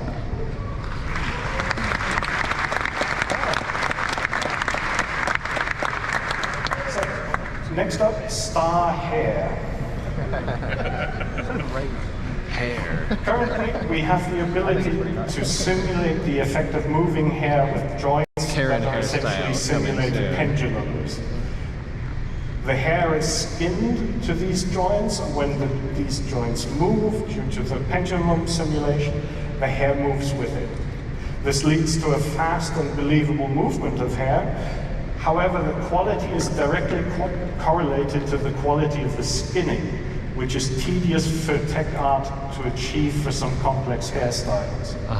Further, apart from gravity, the pendulum joints do not react to external forces, like collisions or wind or explosions. So we ask ourselves, can we somehow improve upon this? And I'd like to show you some early prototype results of our research. That would be kind of funny, though. This is an image of the raw geometry. You can see many strands of hair, and we thought to ourselves, maybe we can simulate all of these strands. This is a single strand isolated from the rest. As these are simple triangle meshes, we initially thought we could simply use our cloth simulation and simulate such a strand like a sheet of cloth. That didn't work out at all. It turns out hair does not behave like clothing. I was hoping to show it. Also, the sheer number of strands and their individual triangles and vertices are simply too much to simulate efficiently, even for our highly optimized cloth engine. We realized then that our artists are actually using splines to create these strands. And a spline is a smooth curve or line through space. You can see that in yellow. And we can just simulate these. They're much simpler. And hair simulations need to be able to maintain the original hairstyle. You cannot have the hair simulation change the visual appearance of a character. One of the reasons why using the cloth simulation for hair did not work out at all is that the cloth only simulates vertices and they have no concept of orientation. So you do not know how the next segment has bent in relation to your current segment. In other words, you cannot easily simulate twist with vertices alone. For splines, however, that is very easy to do. So, all of this together allows us to simulate the strands according to the theory of Cosserat rods. A Cosserat rod allows you to model the behavior of slender, one-dimensional rods, exactly what our splines are, and simulate bend, twist, stretch, and shear, exactly what we need. Hair also needs exact collision detection to not intersect with the head, the ears, the cheeks, the jaw region.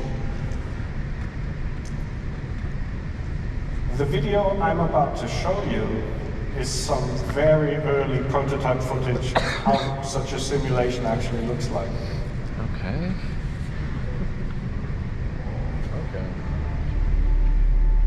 cool.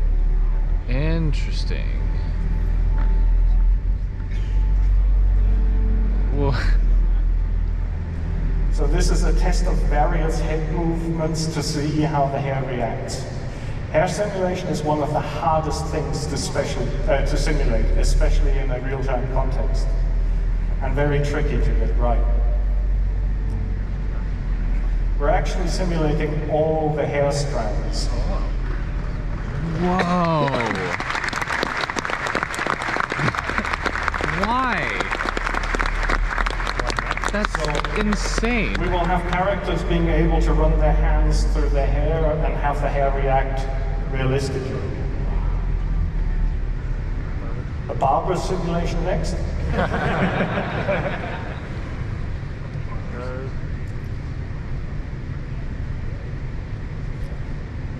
Actually, being a bald man, this was a very touching moment for me.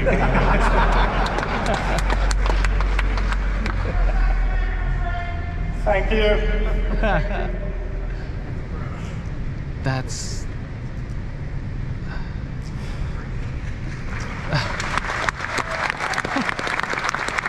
That's so good.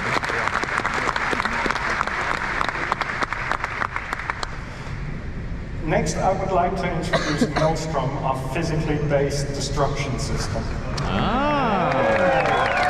Oh, they're not going to talk about actual I would like to do that with a video that I believe speaks for itself. But they showed a picture of the hair with like red, but it was like white roots. So I wonder if they're going to give options for that. Oh, here's the physical destruction. Yeah.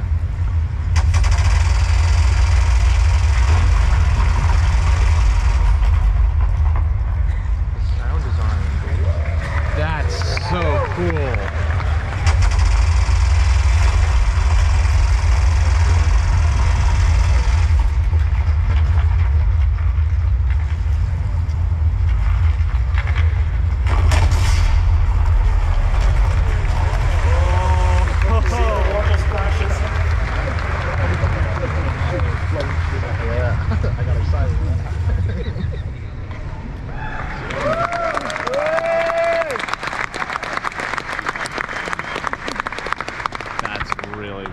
We want players' intuitive prediction of the effect a weapon or a collision has to actually happen in the engine or in the game.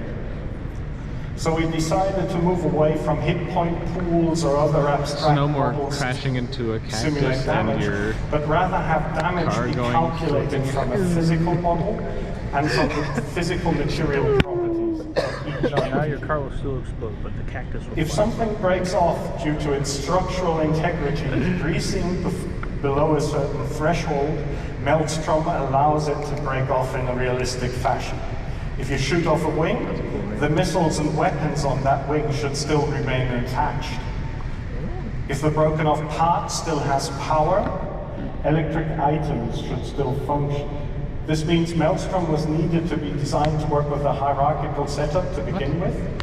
From the hierarchical representation of the geometry we want to break off, to the same hierarchy on a higher level item for items like power plants, lights, weapon systems, and so on.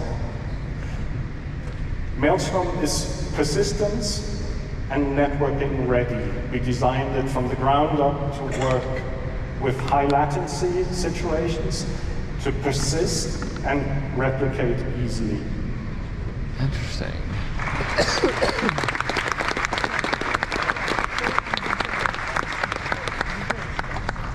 To achieve all this, we gave each physical geometry instance an identifier to be able to uniquely identify it within the universe. So your Gladius wing is your Gladius wing. NFTs. We added physical material and damage properties that can now be replicated across the network. One of them, and that's the most important one, we call integrity. And this determines how much structural or internal integrity a physical geometry has. Integrity is modified from dissipating, or rather absorbing energy from kinetic impacts, and tactics. also in the future from absorbing energy from external factors like extreme temperature or fire. As Lou says, once things are destroyed, how do they get fixed? The verse is filled with rubble after the first week. We also track which I'm physical assuming part or geometry there's probably something where, like, if someone's gone for long enough, then it fixes itself. Construction teams.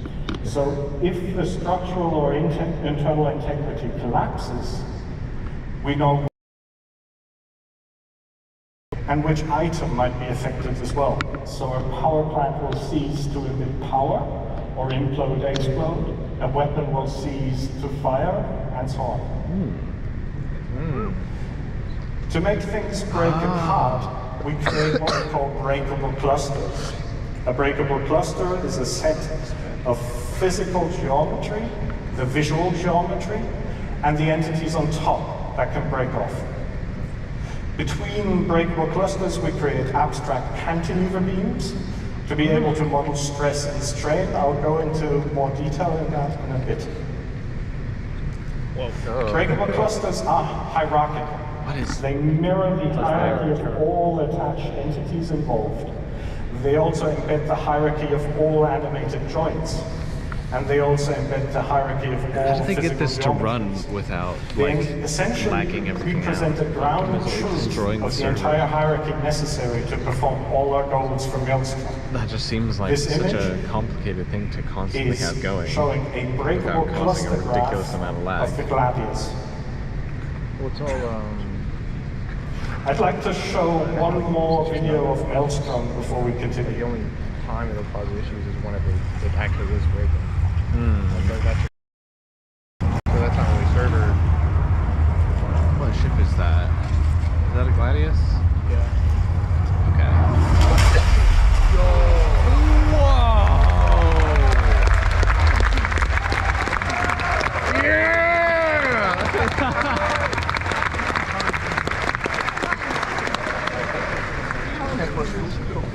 We needed to find a good way to easily and efficiently determine when a breakable cluster breaks. We chose a well-established model from material sciences and structural engineering, cantilever beams. In essence, a cantilever is a structural member that has a fixed support and a free end. Forces experienced on the free end can be used to calculate the amount of stress the fixed support is enduring. The basic ideas behind that are best explained from a very simple example. If a ship were to collide with the horizontal part of the crane in the image, far from the vertical part, the fixed support would endure a higher stress as if the ship were to collide closer to the vertical part. But not only does the point of impact determine how much stress the cantilever beam experiences, that would be really cool. Also how large the surface area is connecting the cantilever and the fixed support has a large influence on when a cantilever beam will break. In our case, this actually means we analyze the cross-section of the intersection of the set of geometry from two breakable clusters to calculate the surface area. A wing attached to the body has a rather large connecting surface compared to the surface area calculated for the stabilizers connected to the body. We then project forces from impacts and explosions onto these cantilever beams and calculate the stress the beams experience.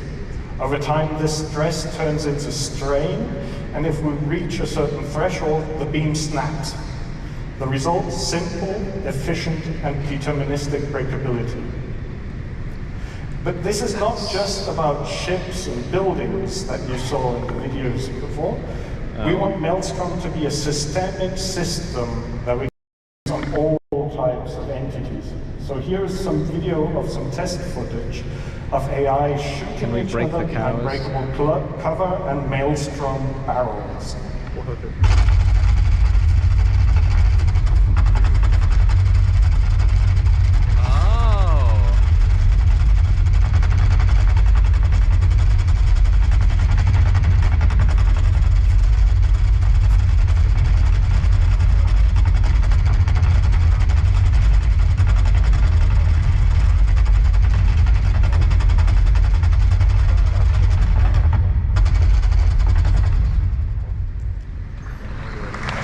indestructible cover. That'll be interesting. Physical material properties influence damage and breaking and have a direct influence to how things break and fracture. To achieve this, we added various properties: density, yield strength, resilience, thickness, toughness, Young's modulus. And this is more or less what I wanted to talk about next, but I don't want to leave without showing one more video of what carnage Maelstrom can create. Oh no. Please be an 890 jump. Go!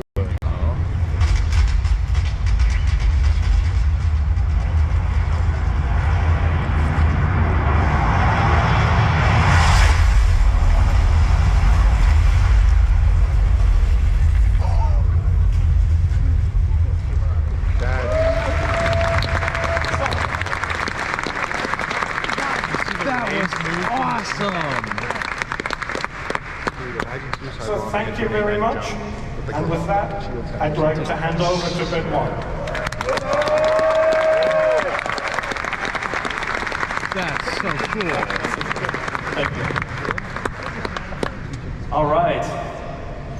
I am not this person, but I'm filling in with him. So far, I mean, you guys think this is going to change your game up to now? All these new features? Yeah, not at all. Okay. So we've seen updates from fire, water, we've just seen force, we've seen sun and light. So the next thing that's left to build a ludicrous space game is audio.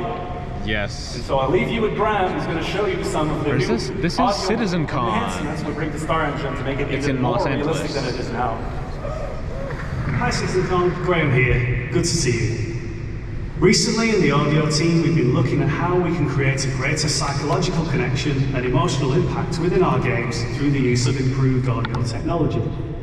Audio can play a crucial role in the immersion of the player, and with that in mind, the audio code and technical sound design teams have been looking at all of our tech from the ground up. For example, when you're under threat, you should feel a real sense of danger. When you're armed, you should feel the dangerous power that you hold within your hands. Earlier this year, we showed you our resonance tech, which allows us to bring the action much closer to the player, even when they're deep in the bowels of a ship and far away from where all the hits and the explosions are happening. But that's just one part of a much larger push to create a better, more immersive audio experience. With that in mind, let's take a look at some of the tech we've been working on. First, let's listen to some of our weapon sounds in action.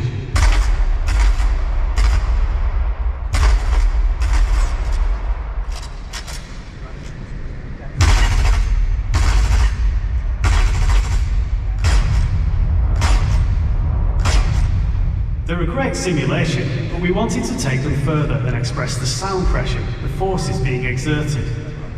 Our new in-house audio effects, particularly the multiband compressor, tuned by our sound designers, give us this result.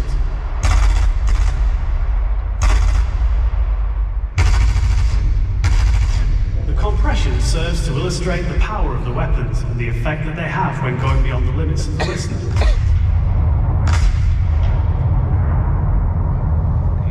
Let's show you the same audio effects applied to the ship weapons, taking us from this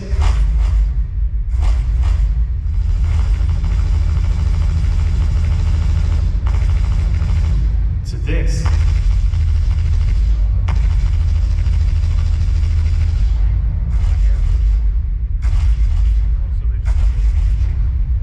They just added more bass. Yeah. But it's not just about feeling powerful. Changes in audio can create a sense of danger, being out on your own and under threat. Here's an example the new of ship. HUDs. Oh, look at the... So much. Those are much better. It shows your thrust left and right or something. Sounds good, but what if we wanted a little more realism?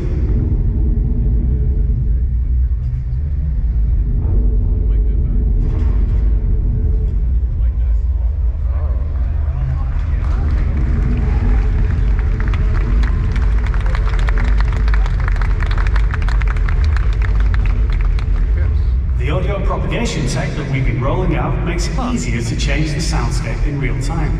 And a nice use of that technology is to provide a more realistic option. Here, your own weapons resonate through the hull of the ship. Only what's in the pressurized cockpit is heard clearly, and the threat level feels higher due to the isolating lack of enemy weapon and ship audio.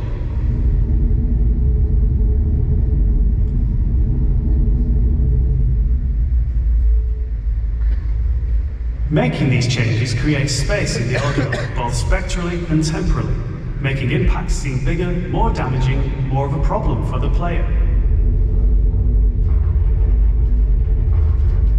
This realistic mode isn't limited to the flight experience. It's applied appropriately to the game as a whole. Here's an FPS battle in a depressurized area.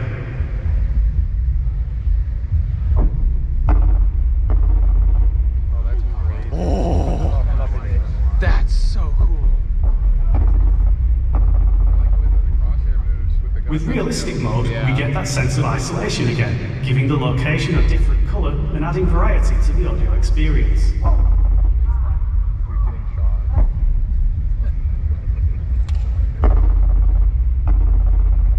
Player breathing and foley are exaggerated, and other sounds are transmitted through physical contact.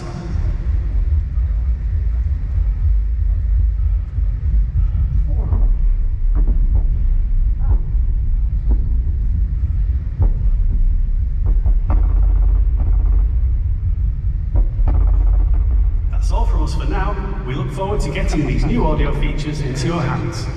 I don't know if the audio is coming through so well on the stream, but that sounds so cool. I wonder if there will be a way to like switch between like video game mode and realistic mode of audio. All right. I think some people would prefer it more realistic, and some people prefer it more video gamey. Persistent streaming, replication layer and beyond. My name is Paul Reindel. I'm Director of Online Technology, and I'm going to show you a little bit insight in our technology for persistent entity streaming and the replication layer. I thought about what's the best way to show you something about that tech, and I thought about putting some technical on the slides, or maybe show video like we did 2 years ago. But really, the best way to show you how persistent entity streaming works is to give you a live demonstration. And that's what I'm going to do.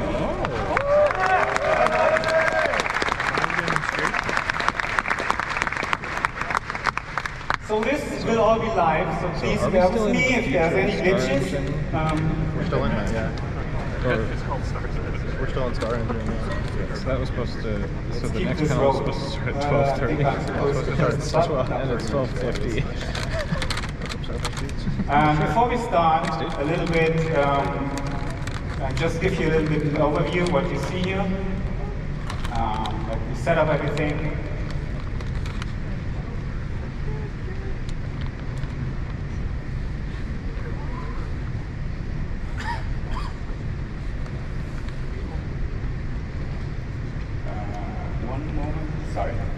So on this left side, you will see my client window. And on the bottom side, you will see the server renderer. So for this demonstration, and I start a second client, I'm just stopping that. Sorry about that. This is live, all right. So again, on this side, you see the client. How are you guys going to work? And he just logged out because I started a second client. So let's do this again. One more time. There's the 30K. On this side, you see the server renderer, which it has nothing streamed in. I'm showing a small demonstration level. And on this side, you see the entity graph, which is our online database. That's powering you in entity streaming what takes 18. More video gaming sound, and some realistic one. It'd be kind of nice if you could and you also will see kind of switch and choose between which audio mode you wanted to, or even if there was like a slider, you could wait for my client to come up and join this level. They were saying like this new. Also, here's our realistic. So the first thing that will happen when I join this level, you will see on that server everything streams in, and my client gets connected and also streams in everything. What happened on the also, how are you scenes today, Dan is that my player just got unstowed into that shard, and we had real-time created everything for this player. So you will see his body is attached to the player, you will see his mobi-glass, his head with all his customizations, his undersuit, and then all his customizations as well on the undersuit. What you also see is that this player got attached to a static zone object container, and this is how our zone system works. Basically, on the server you will see 3 different zones, purple, green, and red, and each zone comes with its own coordinate and its own physical grid, and this is actually on live. Do zone transitions between your ship, empty space, space station, or planet. And you will see, as I walk between those zones, I will, at real-time, update in that entity graph. And this all happens seamless. So for a client, this is completely transparent. You don't notice that. But this is actually what's happening when you step in or out into a ship. And that's allowed to do all the amazing stuff you saw in the videos before, transitioning in and out of planets and go from the smallest scope to the largest scope. So everything in the shard, so this is like a mini level, like a mini PU level, is also persisted in this database. When we create new entities in Star Engine, the entities get into our entity online database at real time, and then from there replicated to our client. So if I go ahead and spawn a couple of plushies here, you will see they spawn, they get created immediately on my entity graph and replicated on the server and on the client. So spawn a couple more here. See this, the spawn in the other zone, get the other zone. Ah. If I go transition between the different zones. Works for ships or more complex entities.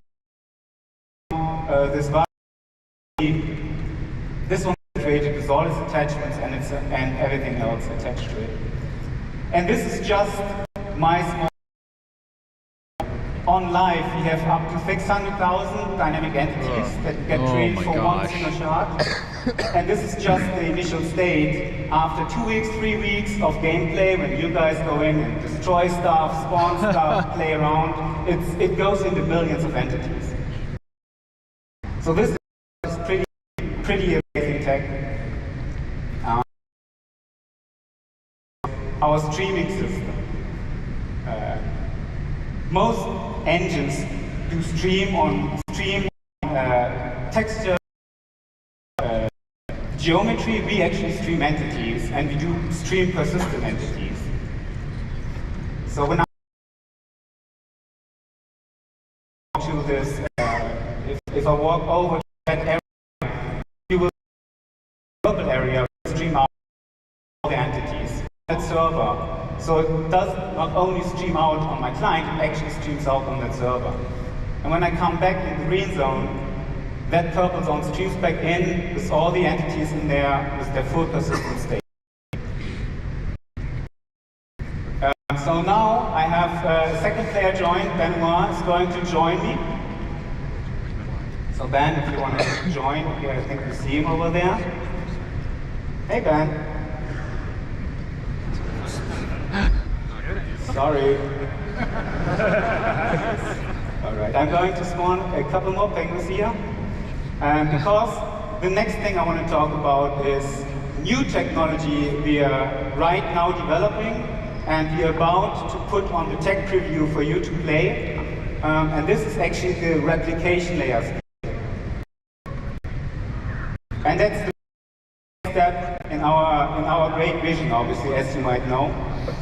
So in this demo, my client and my servers, they are no longer directly connected. Actually, I have a new service running here. It's our replication service. So my client is connected to this replication service, and my server is connected to this replication service. And the replication service, its sole purpose is to get all the entities which are in the entity graph and stream them to clients and servers which are connected to. And what's really cool about this is, let's do a little experiment here. I mean, you all know our game has bugs. It's still alpha, and sometimes things can happen. So let's see what's happening when I kill my server here. So this is my server, the actual console. So let's just shut it down. And yes, this is where you would usually see a 30K or something. You can see Benoit kind of froze there for a bit, and Buggy does a bit weird stuff. I can shoot those pingus, but the world is really in a frozen state right now. But I didn't disconnect, because I'm connected to the replication layer and not to the server anymore. In the meantime, I'm just starting a new server. Let's be a bit patient for it. Should come back online in a second.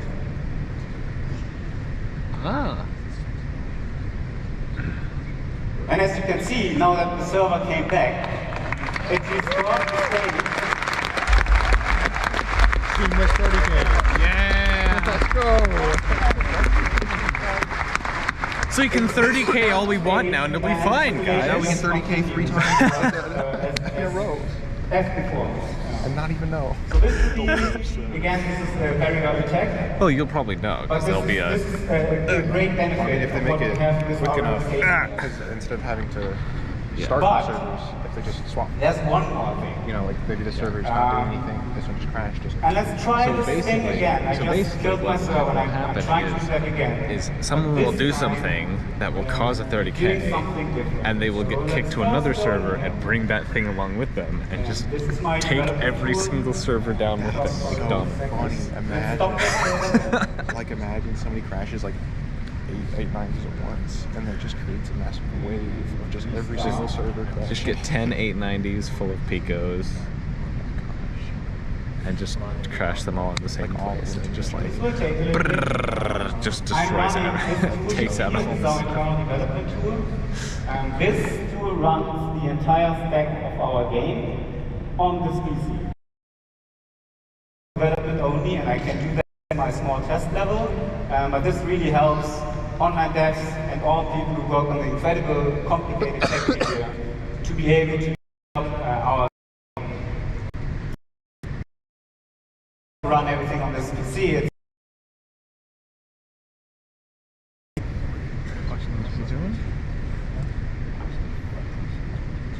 All right, simulation continues. I can see Ben moving again. Hey Ben. However, what just happened? Well, as you can see on my screen, I no longer have one server connected. I have 3 servers connected to this replication here. So what I see here, this is the very first version of the working server mode.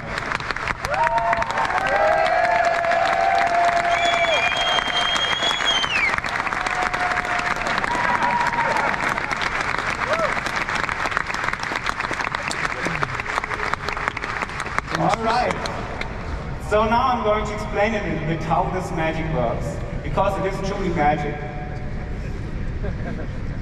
Each server, when it came up and the replication area realized there are 3 servers, we assigned different zones to those servers. We said, okay, server 1, you are the authority over the purple area. Server 2, you are the authority over the green area. And the last server is authoritative over the red area. You can still see that those servers have all those entities replicated, but only the entities within their zone are actually authoritative on that server. So Who says while no, you I'm can in the 30k green zone three at servers the moment, simultaneously? my entity is simulated on that green server and just replicated on the other server. And now, as I transition between those zones, you will see that on that green server, I just lost authority, and on the purple server, I just gained authority. And because my entity my player was replicated on both servers, this completely works seamless. And again, let's do that a couple of times. You see on my client here, I don't notice anything like that. This all happens behind the scene. That's so and cool. This doesn't work only on me. Let's turn on the zone colors and the object, the authority assignment, the client as well. You can see that even entities, as they transition into the other zone, seamlessly transition.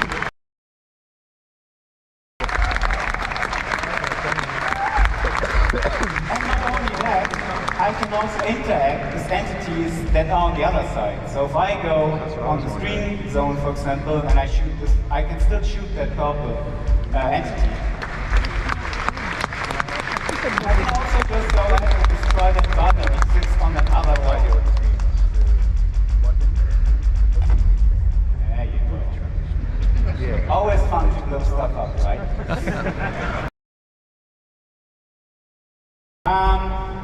So there's more to this. The first thing I will do, let's spawn fresh body, just destroyed mode.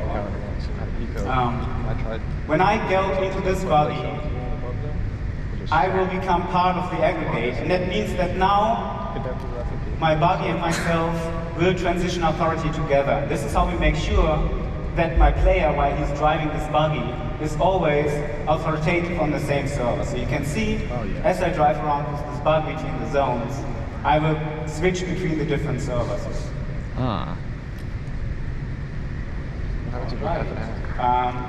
But there's more to this. So remember when I turned on the streaming earlier, the same streaming mechanics work here as well. Like obviously this example right now, you can see all those servers, they have all those entities replicated. And it's a little bit wasteful because you have 3 servers, all need to replicate all those entities. And that's where streaming comes into play. I can turn on streaming here, and you will see that suddenly my purple server no longer has the red area streamed in. And the red server no longer has the purple area streamed in. So let's see what's happened when I drive my buggy backwards into that red, into the red zone. What happens on that purple server? And I just disappear.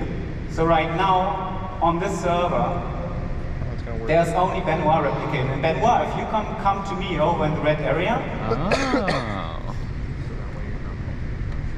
you will see that now on this server, there's no client at all. And in theory, we could now completely stream out the entire area on that server, or stream in a new area. That's really cool. And you will also see, as I drive back into the green area, I will magically reappear on that purple server. And this obviously works on the other side as well. Let's get a couple more player join. I have a couple more QA in the back, so you can just see the whole thing running at live. Running on live, there's a bit more things going on. Yeah, that's really neat, the way they've got this working. So complicated. Yeah. But it's cool. And you will see on each server renderer which clients are currently replicated on those servers and which clients are actually authoritative. You can see this, the green server, because it's the middle one, has most entities replicated. And then you can see this purple one at one client.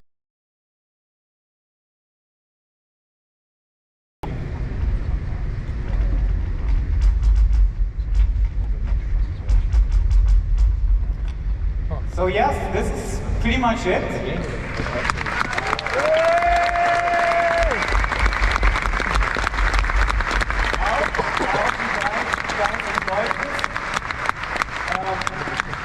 has been a long time to come to this point, and I just can't put in words how much tech and work we had to put into this. Big shout out to the network team, big shout out to the organizers.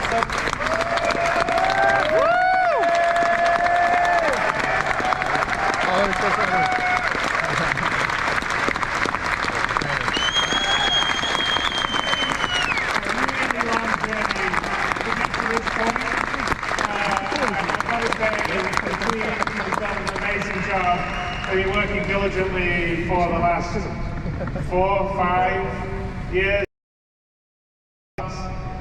Really have an incredible, I mean, the way the replication layer works and how we can spin up servers and down and keep the state constant, even if the server is down, is, I think, a genius design.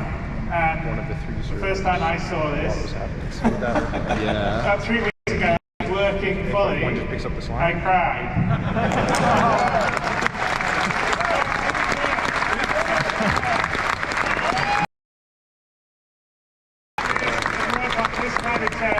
Without all your support. That's right. Without you guys allowing us to take the time to do it right, really build it.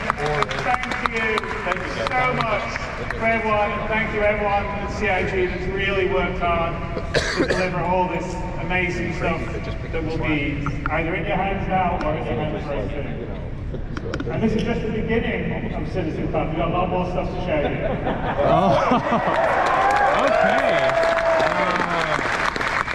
All right. That was so good. Yeah, dude, imagine. Imagine, like, the 15 minutes we get, or whatever, the closing ceremony. He goes, and by the way, Squadron 42. Yeah, fucking Squadron, there you go, man. I need one email. Pick up a copy of the way out. Yeah, I know. Dan, I gotta digest what we just saw. Take it away from that boat, Dan.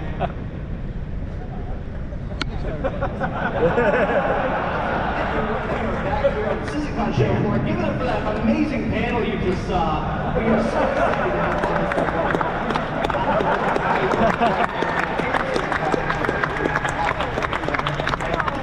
Two of our content creators are going to be in the fighter flight later today. We got Bog, August, and Lindsay. What is up, guys? We're going to be doing some lightning round questions about your guys' upcoming stuff. First question, so it's how does it feel to see Admiral come light here at CitizenCon? It's 1 o'clock. Yeah. The first real esports. Awesome. I still have half my sandwich for breakfast. That's going to be my lunch. There's so much chicken. There's like 2 whole ass chicken breasts. So, are we not? Fantastic. What's your mindset going into your guys' match? Don't lose. Did they change the schedule or something? When is the fix it and fly it? I don't know. And then, This might just be the because they were gonna have the fix it and fly it at 1 or 12. That. I'm skipping out. And the cosplay competition at 1:30. We could go grab lunch while that's going on or something. A lot of tension, a lot of animosity. Say something nice. Pretty much, man. Other than the M50, you know, it was dominated for a while, just because of how small it was. Yeah. Oh yeah, guys. That is it for It doesn't matter if it's like 2 size We'll see you guys back here on the floor soon. See you guys. Oh. Oh wait, what? So what's happening? Oh, fix it and fly it. There it is. Ooh. I wonder. That sounds like engineering. It could be. The description of the fix it and fly it says, want to get a look at resource management in action? Here we showcase an exciting upcoming gameplay role that shakes up the vehicle experience, continues our journey towards multi-crew gameplay, and affects all life in the verse as we know it. So probably engineering, yes. A 30-second break between panels. Welcome to this little presentation of our most ambitious feature that we are working on for quite a while already. We already talked about it several times. Yeah, they're about half an hour behind schedule at this point. So before we start jumping into the presentation, here's a little disclaimer. Everything that you're about to see in this presentation was done by the EOPU team, so mostly. We got help from the vehicle content team. You will see here mainly placeholder was either done by 40 minutes behind schedule, classic CIG. Yeah, sounds about right. That's approximately correct. But they did put the Chris Roberts section. What you will notice here is also that the UI is still a work in progress. Was it not? So visual changes even throughout this entire presentation. So we are still iterating. Well, I thought that was just talking about Star Engine. Oh, it's A2. Those that follow us for quite some time probably know about the resource network already, but let's do a brief recap. We will be talking here about our technology, that is resource network, and the engineering gameplay that can be called a child of the resource network. The engineering task will allow you to manage your ships, outposts, and possibly other things. Let's have Guillermo talk about the technology first. So welcome on stage, Guillermo.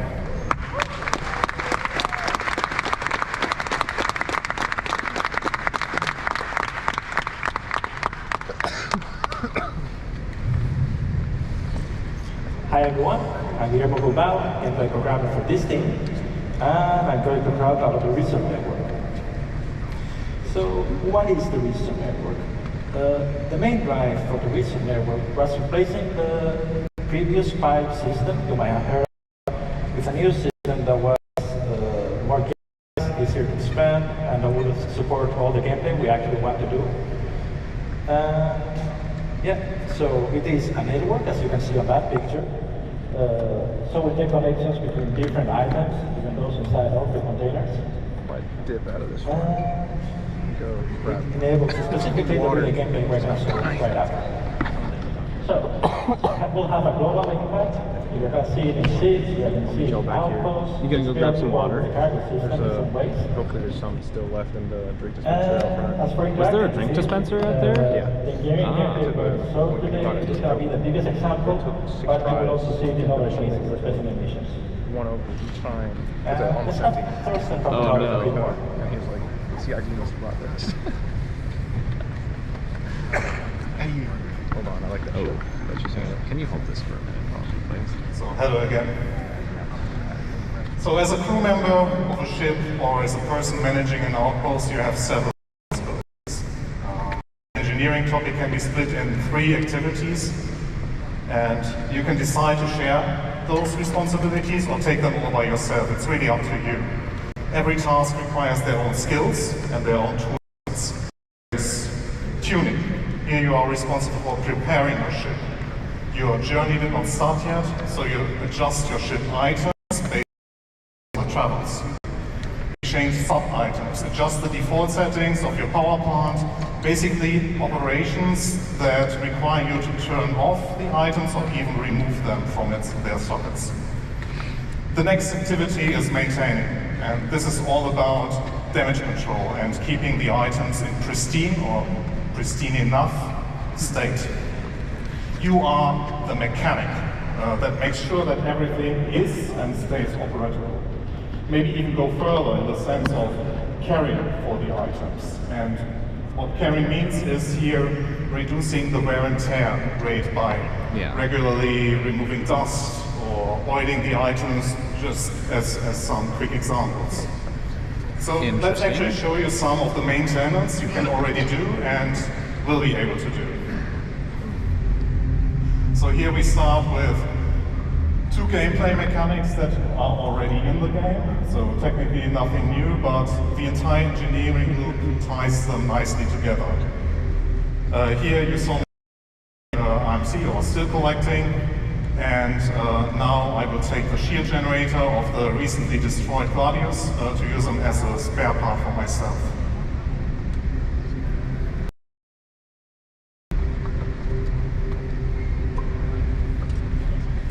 So all of this is of course optional. So you can purchase those items already and in the future even assemble them for yourself.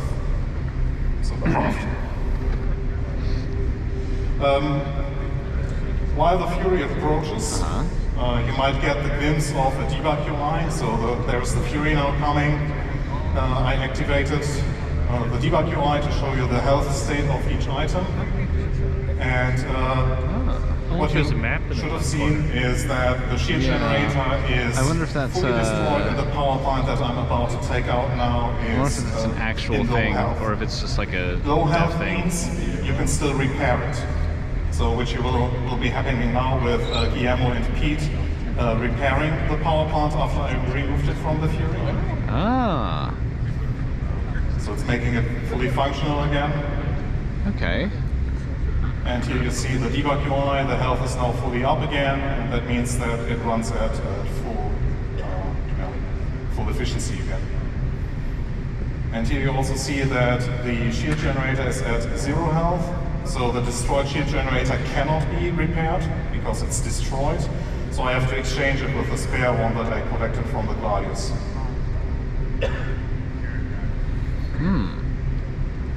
Cool, so there's kind of like a rearm refit. Yeah. With all those repairs being done, the Fury is operatable again and it can go its way.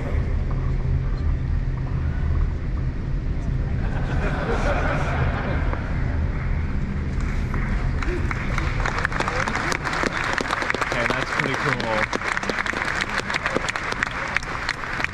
So getting back to the responsibilities. A big one is managing your ship, which includes resources but also more general aspects.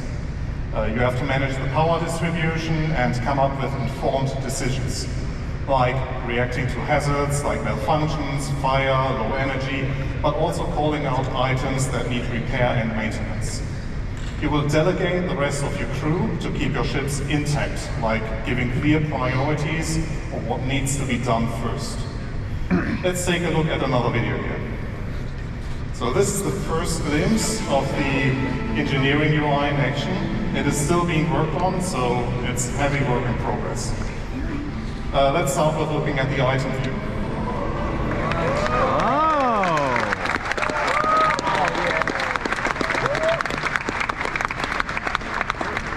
So you can see the full setup engineering with the relays, the green dots connecting to each other, and the relays connecting to the items. Color and shape below the icon should help you identify the different item types, like power plants, Star Citizen Mechanics Simulator? Also Heck yes. helping differentiate between That sounds consumer, fun. producer, and converters. You can tell the current state of the item, that means the amount of energy it produces, consumes, or has stored. The health state it is in, the current wear and tear on the item, and the current state it runs in, like charging or being in an idle state. You can directly interact with these items, turn them on and off, and in the future even switch their states. If you hover over a relay, that I will be hopefully doing soon, you will also see that the amount of fuses that are still active and because the relay consists of several fuses, basically they're their own set of lives. And here you see all the details. You can click on the items to see a 3D render of the power plant here, the quantum drive, sorry, and here's the relay overlay. Here Pete shoots a relay to show the UI updates on the screen. So once this relay got shot at, you will see the update here on the UI that suddenly the entire right-hand side of your ship lost power connection. And what you might have not picked up on the screen is that actually the power plant here that I'm now focusing on is on low health. So I'm commanding Simon to repair the power plant to get it fully operational again. Ah.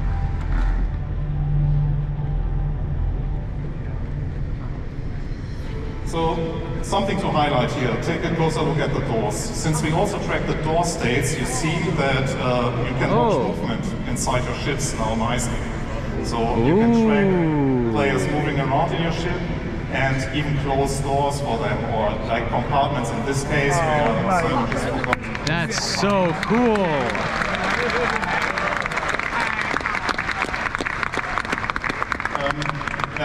we destroyed the relay, we need the ship in fully functional state, so yeah, I'm running now with a fuse and place it in the relay, so make the relay work again. What you can also do with the doors is that you can create safe pathways, because you, sitting at this engineering screen, have more information in regards to your ship than the others. So you open doors to create a path that the players on your ship have to take. Now for the room view. That is mainly the life support controls plus controlling all doors. Again, we show the details of each room. Like so if someone's on your ship, you can like lock them in a room and then guide your crewmen away so they can go do repairs without encountering hostiles. That is pretty neat. As you see here. We can leave doors open so you can get to your bridge on your Hercules in like less than a minute. Again, showing opening the power plant. That also helps very much in already telling players, hey, you should repair this item, so I open that door for you, and they directly know which item you mean. It also allows us to control like the outside-facing doors much better. I like that they're actually showing us gameplay of these things and like showing us mechanically them in action instead of just talking about them. Yeah, if you look at the top, it says scrubbers, so you have to replace your air scrubbers too. Interesting.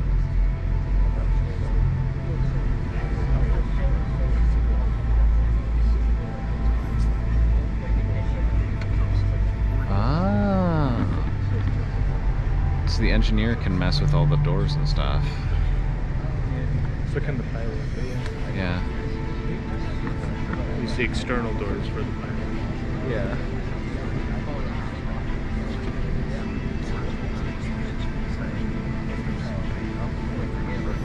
So we did it last year already, but let's make our crew suffocate again. So the moment that you basically pull off their helmets, and now me pressing the cycle button, you see that the entire atmosphere in this room is vented.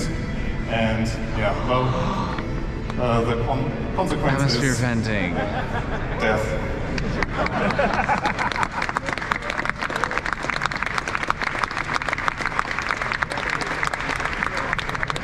That's cool.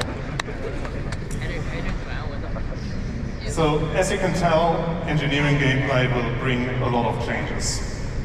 Some of those changes are adding batteries to ships that will allow you to get a little bit of extra power for a short amount of time.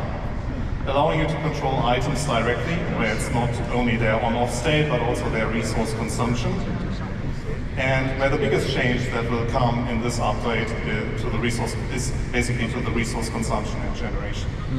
So let's talk about energy balance. Currently, ships are balanced such that they consume less energy than they produce. What I mean with that is that the sum of all items requires less energy than the power plant will provide. And this has to change. The energy rebalance that I will explain to you now will affect mainly bigger ships. Single-seaters will still behave like they do now. For big ships, we will focus on item groups. Those require energy. But your ships will not provide enough energy to have all components run at 100% all the time. Instead, you have to decide what you want to have permanently powered by your power plant. So managing decisions will have an impact now. You could decide, as in this example, to shut down your thrusters to turn on the weapons. This is the best choice, since you will not be able to maneuver, so might not help when you're on attack. You would be able to shoot though. And here comes in the batteries. In scenarios where you need to react, you can activate the batteries and use the additional power. Batteries won't last forever, but you at least can power additional systems. You will be able to recharge the batteries again, but you need to free up energy from the power plant to direct into the batteries. I think that was a little bit more than just a recap, but now Guillermo will talk about functions. Okay.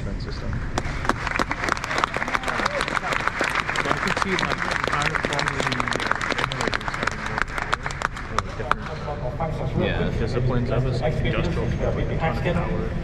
Wearable factions, so using misfires in the universe for sails, for thrusters. You've seen a very basic version of it. We're making them more complex, we're making them more lethal in some ways, and more fun to interact with. Accidentally vent the bridge. Always wear a helmet near Moo. Fire, spreading misfires that represent electrical circuits going through the ship, or signature bursts. Yeah, Moo's really good at turning off the ship. As for how we will counter them, you've seen suffocate the people with life support. You will also be able to suffocate the fire with life support, which is probably more useful. You will be repairing them, not necessarily only with a repair bit, but also replacing parts or some bespoke behavior per misfire. And if all else fails, you have to try here's a video of the fire in action. You'll see another video of the fire. This is a small fire. You can just put it out with a fire extinguisher. Pretty simple. Look at that. It just works. Yeah, it looks really scary. Yeah. Here's a bit of a bigger fire. It might be that you cannot only put it out on your own.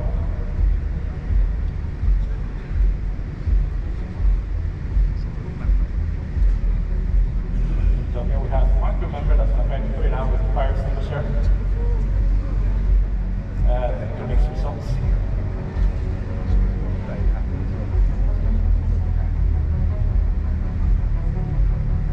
And here we have the option of using the life support system for the setup before, and yes, bending the airman. Cycle bike, okay. Yeah. Looks like it's easy.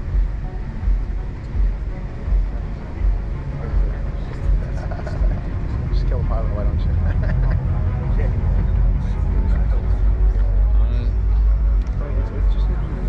Show me the... That's been successfully put out.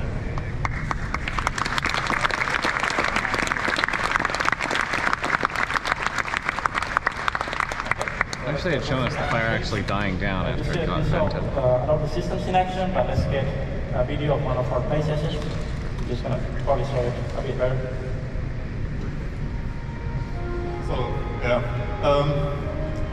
I have to excuse myself because I was leading this group of players being attacked by the guys, and I did a poor job, but more to that in that video.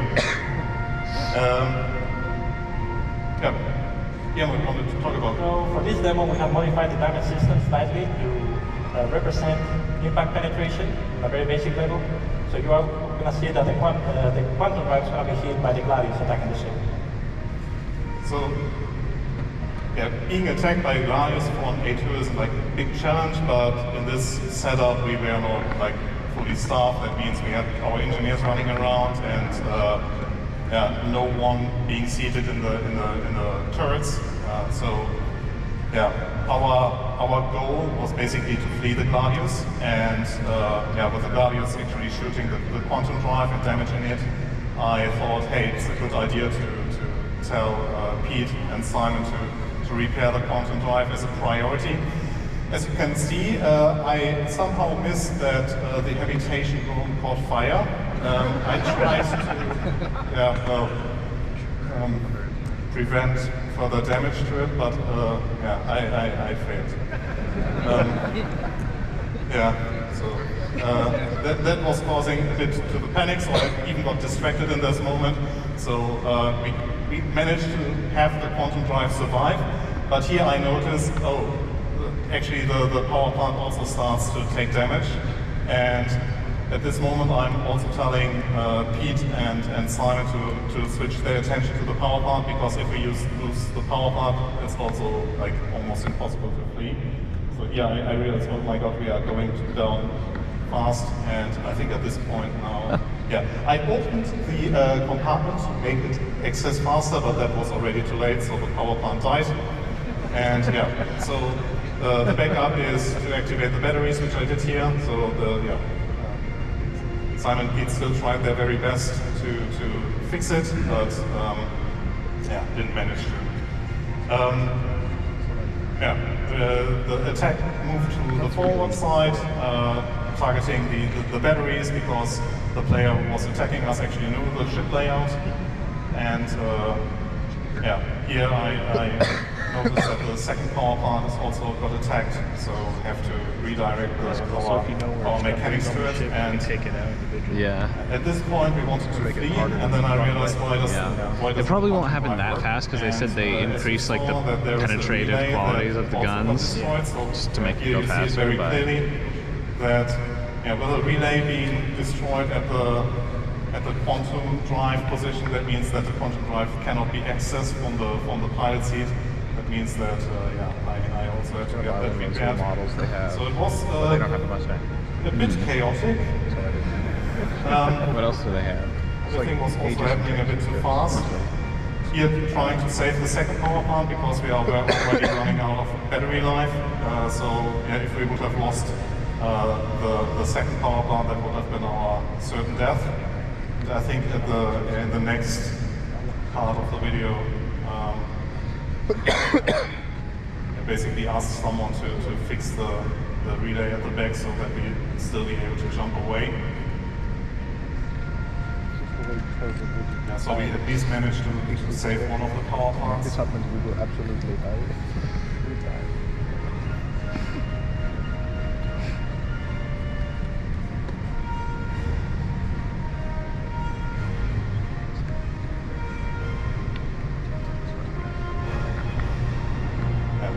That's now, I think it was Pete running there, fixing the fuse, and the next step was the pilot trying to push the quantum drive, but it was too late. We died, and the end of the show.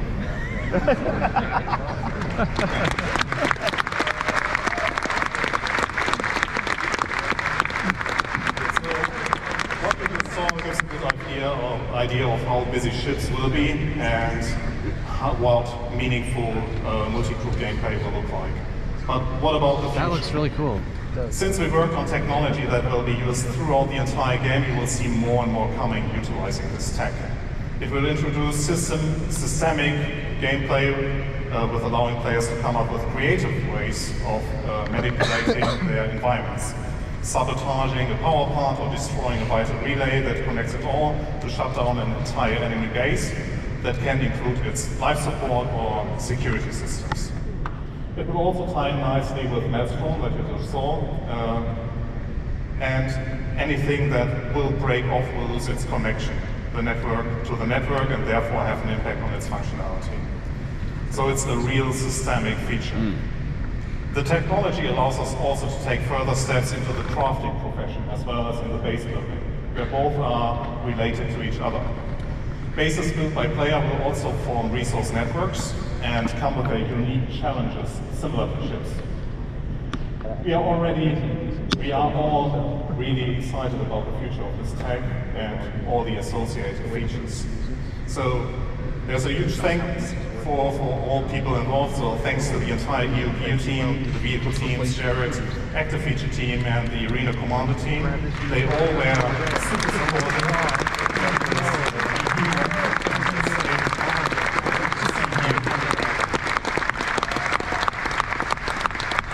And it's something that has been a long time coming, and we are really proud of it. So thank you for sticking with us on this journey.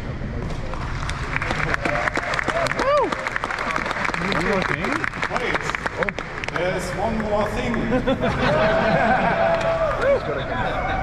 So we really want to get your hands, we really want you to get your hands on this, because we already had a lot of fun with it.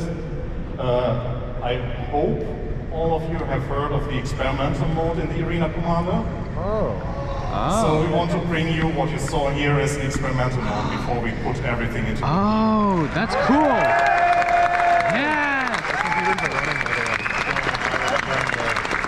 Are those up and running? Yeah, everybody else are all filled. And so the ones on the very end have a thank you. I think I saw that.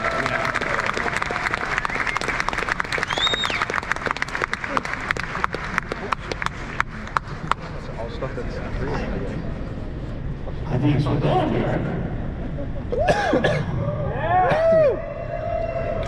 You know, when we started this, we said we'd have a nice, relaxed pace. That's a lot of new content coming in just the last 2.5 hours now. We are going to slow things down. We're going to take a little fun break here. We're going to do a cosplay contest, because why the heck not? And then we're going to take our lunch. So all you restreamers during the lunch, you have a time to open your mouth and talk to your communities, because I can imagine you over the last 2.5 hours just trying to get a word. I've been chattering away. Yeah, but that's word. So let's go to the cosplay contest, hosted by Galactic, our social media manager, with special judges Kat, Forrest, and me. Let's go get lunch. I agree. Lunch I was sounds just gonna eat the rest of my sandwich, but yeah. I do not have an extra sandwich to bring, so I might just eat it for dinner or breakfast. No, I don't know. You could save it for breakfast tomorrow if you've got a... I'm gonna go by the same place though for breakfast tomorrow. Or as I like to say, professional ship poster. Where do we want to go for lunch? With me, I have Kat Reeves. We have like... we have until 3, so we have like an hour and a half. There's probably want to leave here. There's probably somewhere. Well, let's go walk around the. Let's go piece it out. I've seen them all around already. Really quick. Oh, yeah. It's gonna be like the guy that has the Herschel dynamics, like military armor. Out of curiosity, who has a Toby eye tracker? Just getting the backpack on.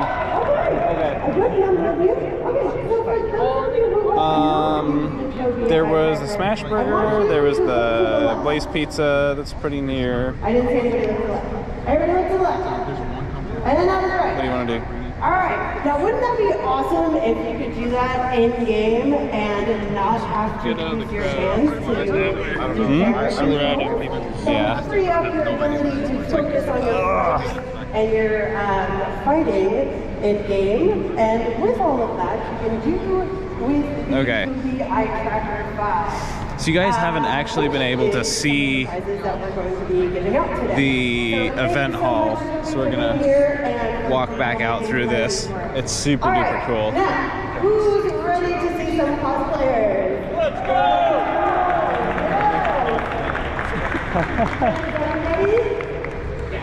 Yes?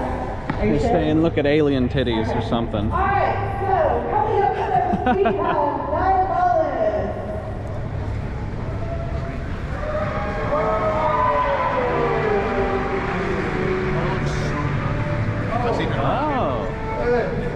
Oh, it's the Artimax. That's pretty cool.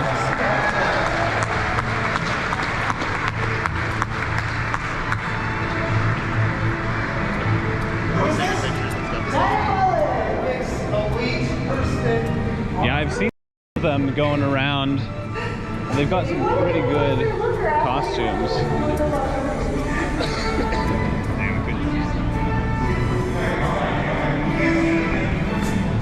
Hi chat, y'all ready?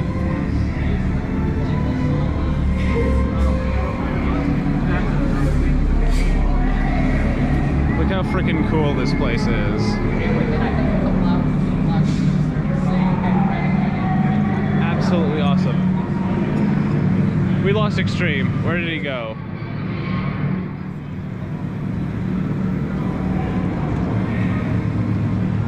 Where did Extreme go?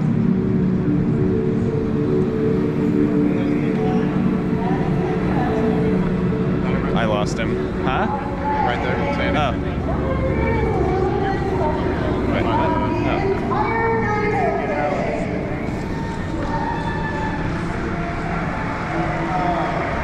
We lost you. I'm looking at the cosplay competition. The Nine-Tails Games competition. We're all the... Oh, yeah, yeah. Oh, that's cool. The ties. Yeah, I saw those guys walking around earlier. They were... No, they... What? They were right next to us when we were at that one booth. Oh, I didn't see them. That's cool. Which face is my life? Yeah, I think that one of the big summer. Next.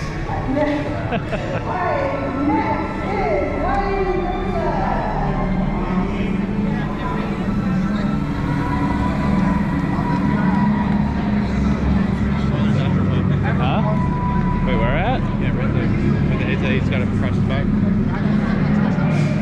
Oh, is that Astro? Is that him? Yeah, I think so. I don't know what he looks like. Really? Oh, it is him.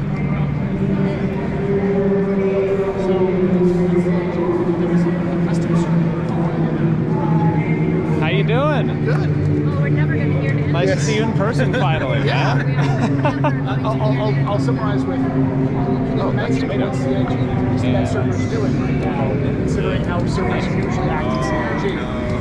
So we're about 30 minutes out. We got some celebrities here, guys. Ben Wall was out there just like fixing it. That was awesome.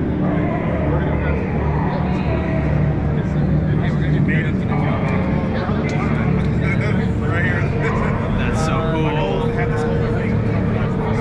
I love the set. Yeah, let's go get some food, and then we can come back, and maybe if we have time before the next panel, we can walk around the booths a little bit. I don't want to do something really swarm. Yeah.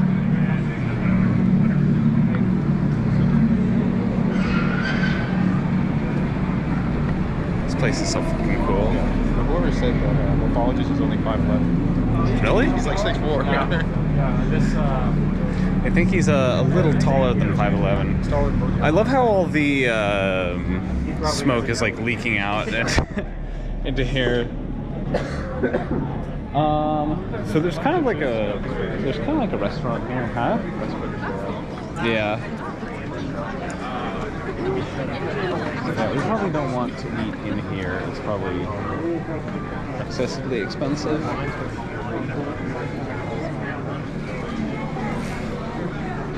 You might eat here? Why?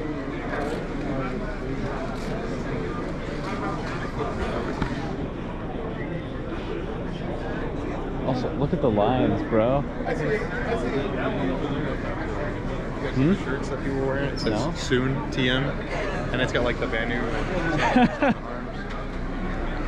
Oh, is that what? I think it's like actually an official merch. Yeah. Oh, that's what Jared was showing off. I didn't see that it said Soon on the center. With the lines. This is for the grill quote. This is for cheeseburgers, hamburgers, French fries, chicken tenders, or fries.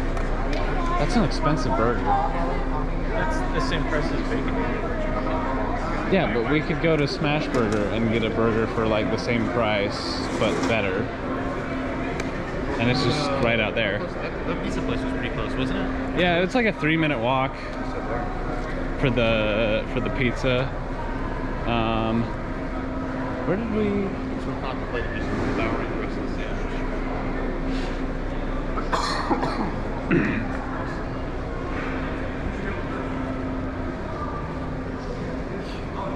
I'd say save it. Because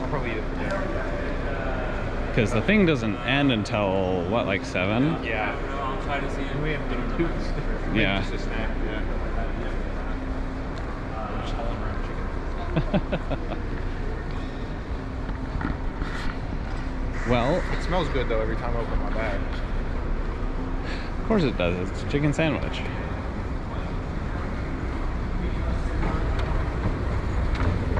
I think so far the panels have not disappointed at all. Yeah, it's not at all. Like even like whenever they started doing the technical stuff, I have no idea what they're talking about. Yeah, I don't know what you're talking about, but it's really cool. It was visual enough that it wasn't like so boring that my ADHD mind physically couldn't get up there. It was getting there. Yeah. So there were good solid portions where I have no idea what they said. They did a really good job. Was it that way to the? I don't know.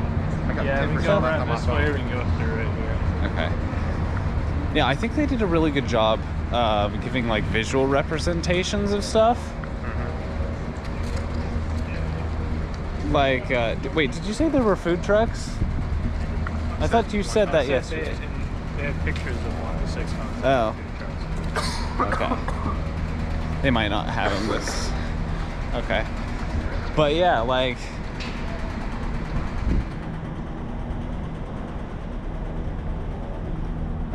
I don't know. Wait, is this the way that we went before last night? Okay. I don't know. You can't go this way. Because I was about to go this way. Yeah. But yeah, like the server meshing thing. That was it was really neat how he showed it, like the purple, the green, and the red regions. Shut the server off, too. Yeah. And it just kind of like he was showing off the static server meshing. They have the dynamic one would. That's what I was hoping you would do. Yeah. And like shut down one of the servers, one of the three, and then see. I wanted to see what it would do. If like one of the other ones would pick up the slack. Yeah, I was hoping he was going to do that as well. I think currently it looks like if they can see the other server, they'll pick it up if it crashes. That's kind of what I was thinking. Like if one of the ones right beside it will pick it up. Yeah. But then if you've got 100 players in each of those ones and one crashes, you try to get that one server and pick up both. You're just going to destroy that server too. I guess we'll see how they work it out.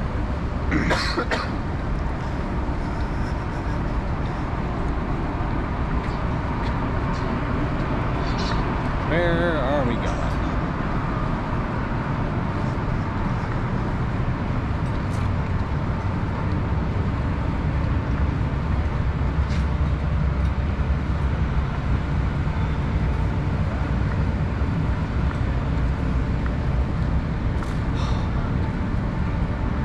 wish my phone had actually charged last night. Did it not charge? No, it had like the outlet was connected to a light switch and I didn't notice. Oh, no. So I got it to One about of those. 35% before I left. One of those outlets. Those are the worst. Yeah. I mean, they're nice when they're nice, and I know why they're set up like that, because there's like two lights on both sides, but they're plugged into the wrong one. They're plugged into the always-on ones. Yeah. Instead of the light switch ones. And so I plugged into the light switch ones, and they just went to sleep.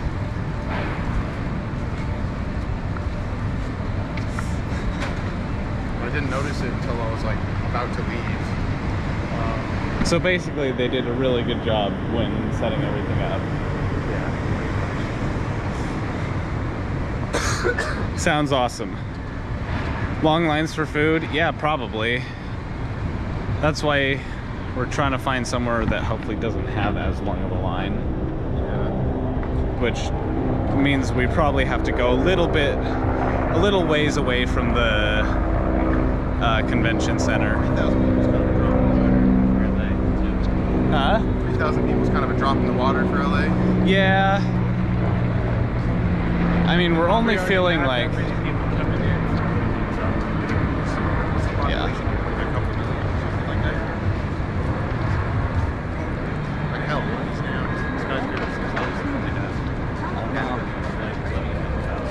What was it? That's where we were last night. Yeah, that's where we were over last night, in that kind of area. Do we want to do the Blaze Pizza? Yeah, well, I knew it was only like a 3-minute walk from where we were last night, so it shouldn't be too far. Or there's a smash burger in there.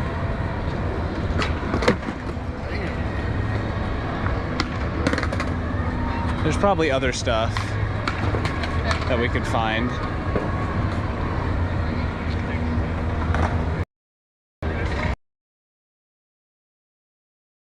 What, Blaze Pizza? It's the one that was closed. It says it's closed. Why? Okay.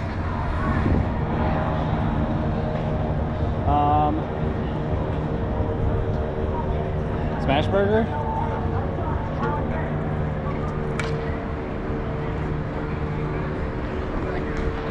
Or there's,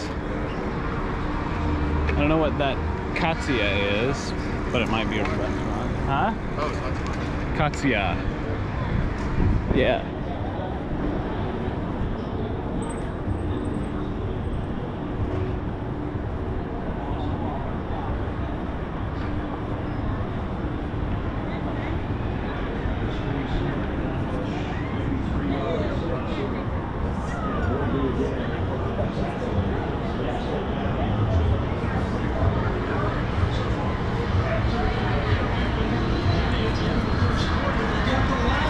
Wonder what it is.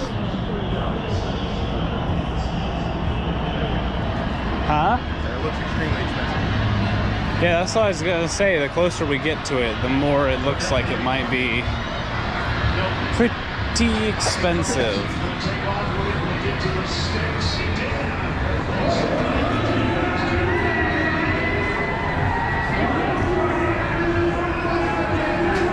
Oh, you can see.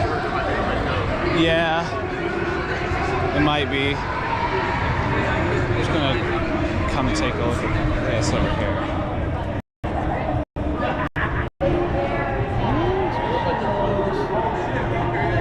Yeah, they might be closed.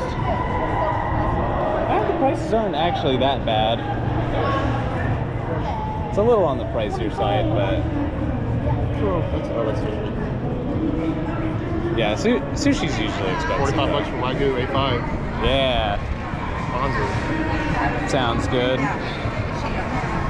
Yeah, it's actually not as expensive as I was thinking it is, but it doesn't look like it's open.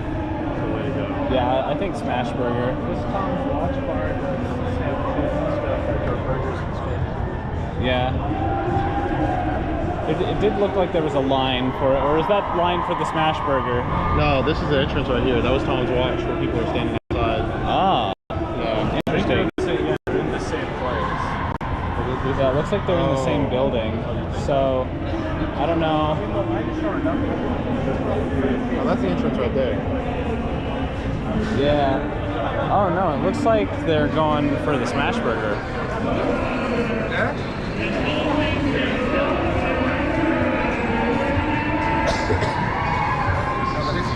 Am I just insane?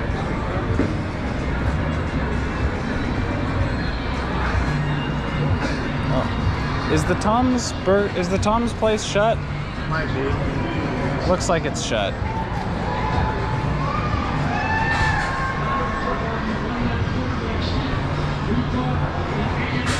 Okay. Maybe Smash Burger's not the way to go.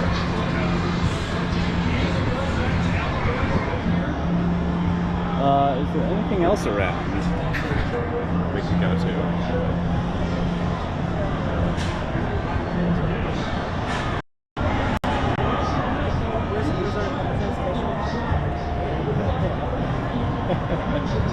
Live large, get the $40 burgers and enjoy. Huh? Get the $40 burgers and enjoy, says Mo.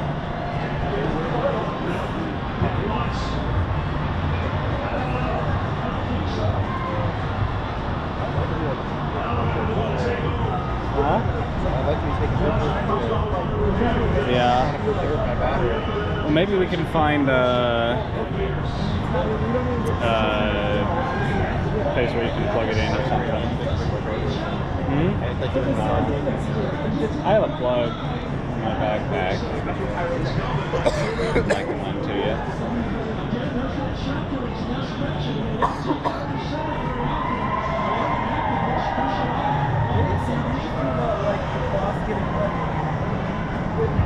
This is really long lines for food. I'm going to let you guys go for now, I think, and we'll get back to you after we have some lunch. Okay, guys?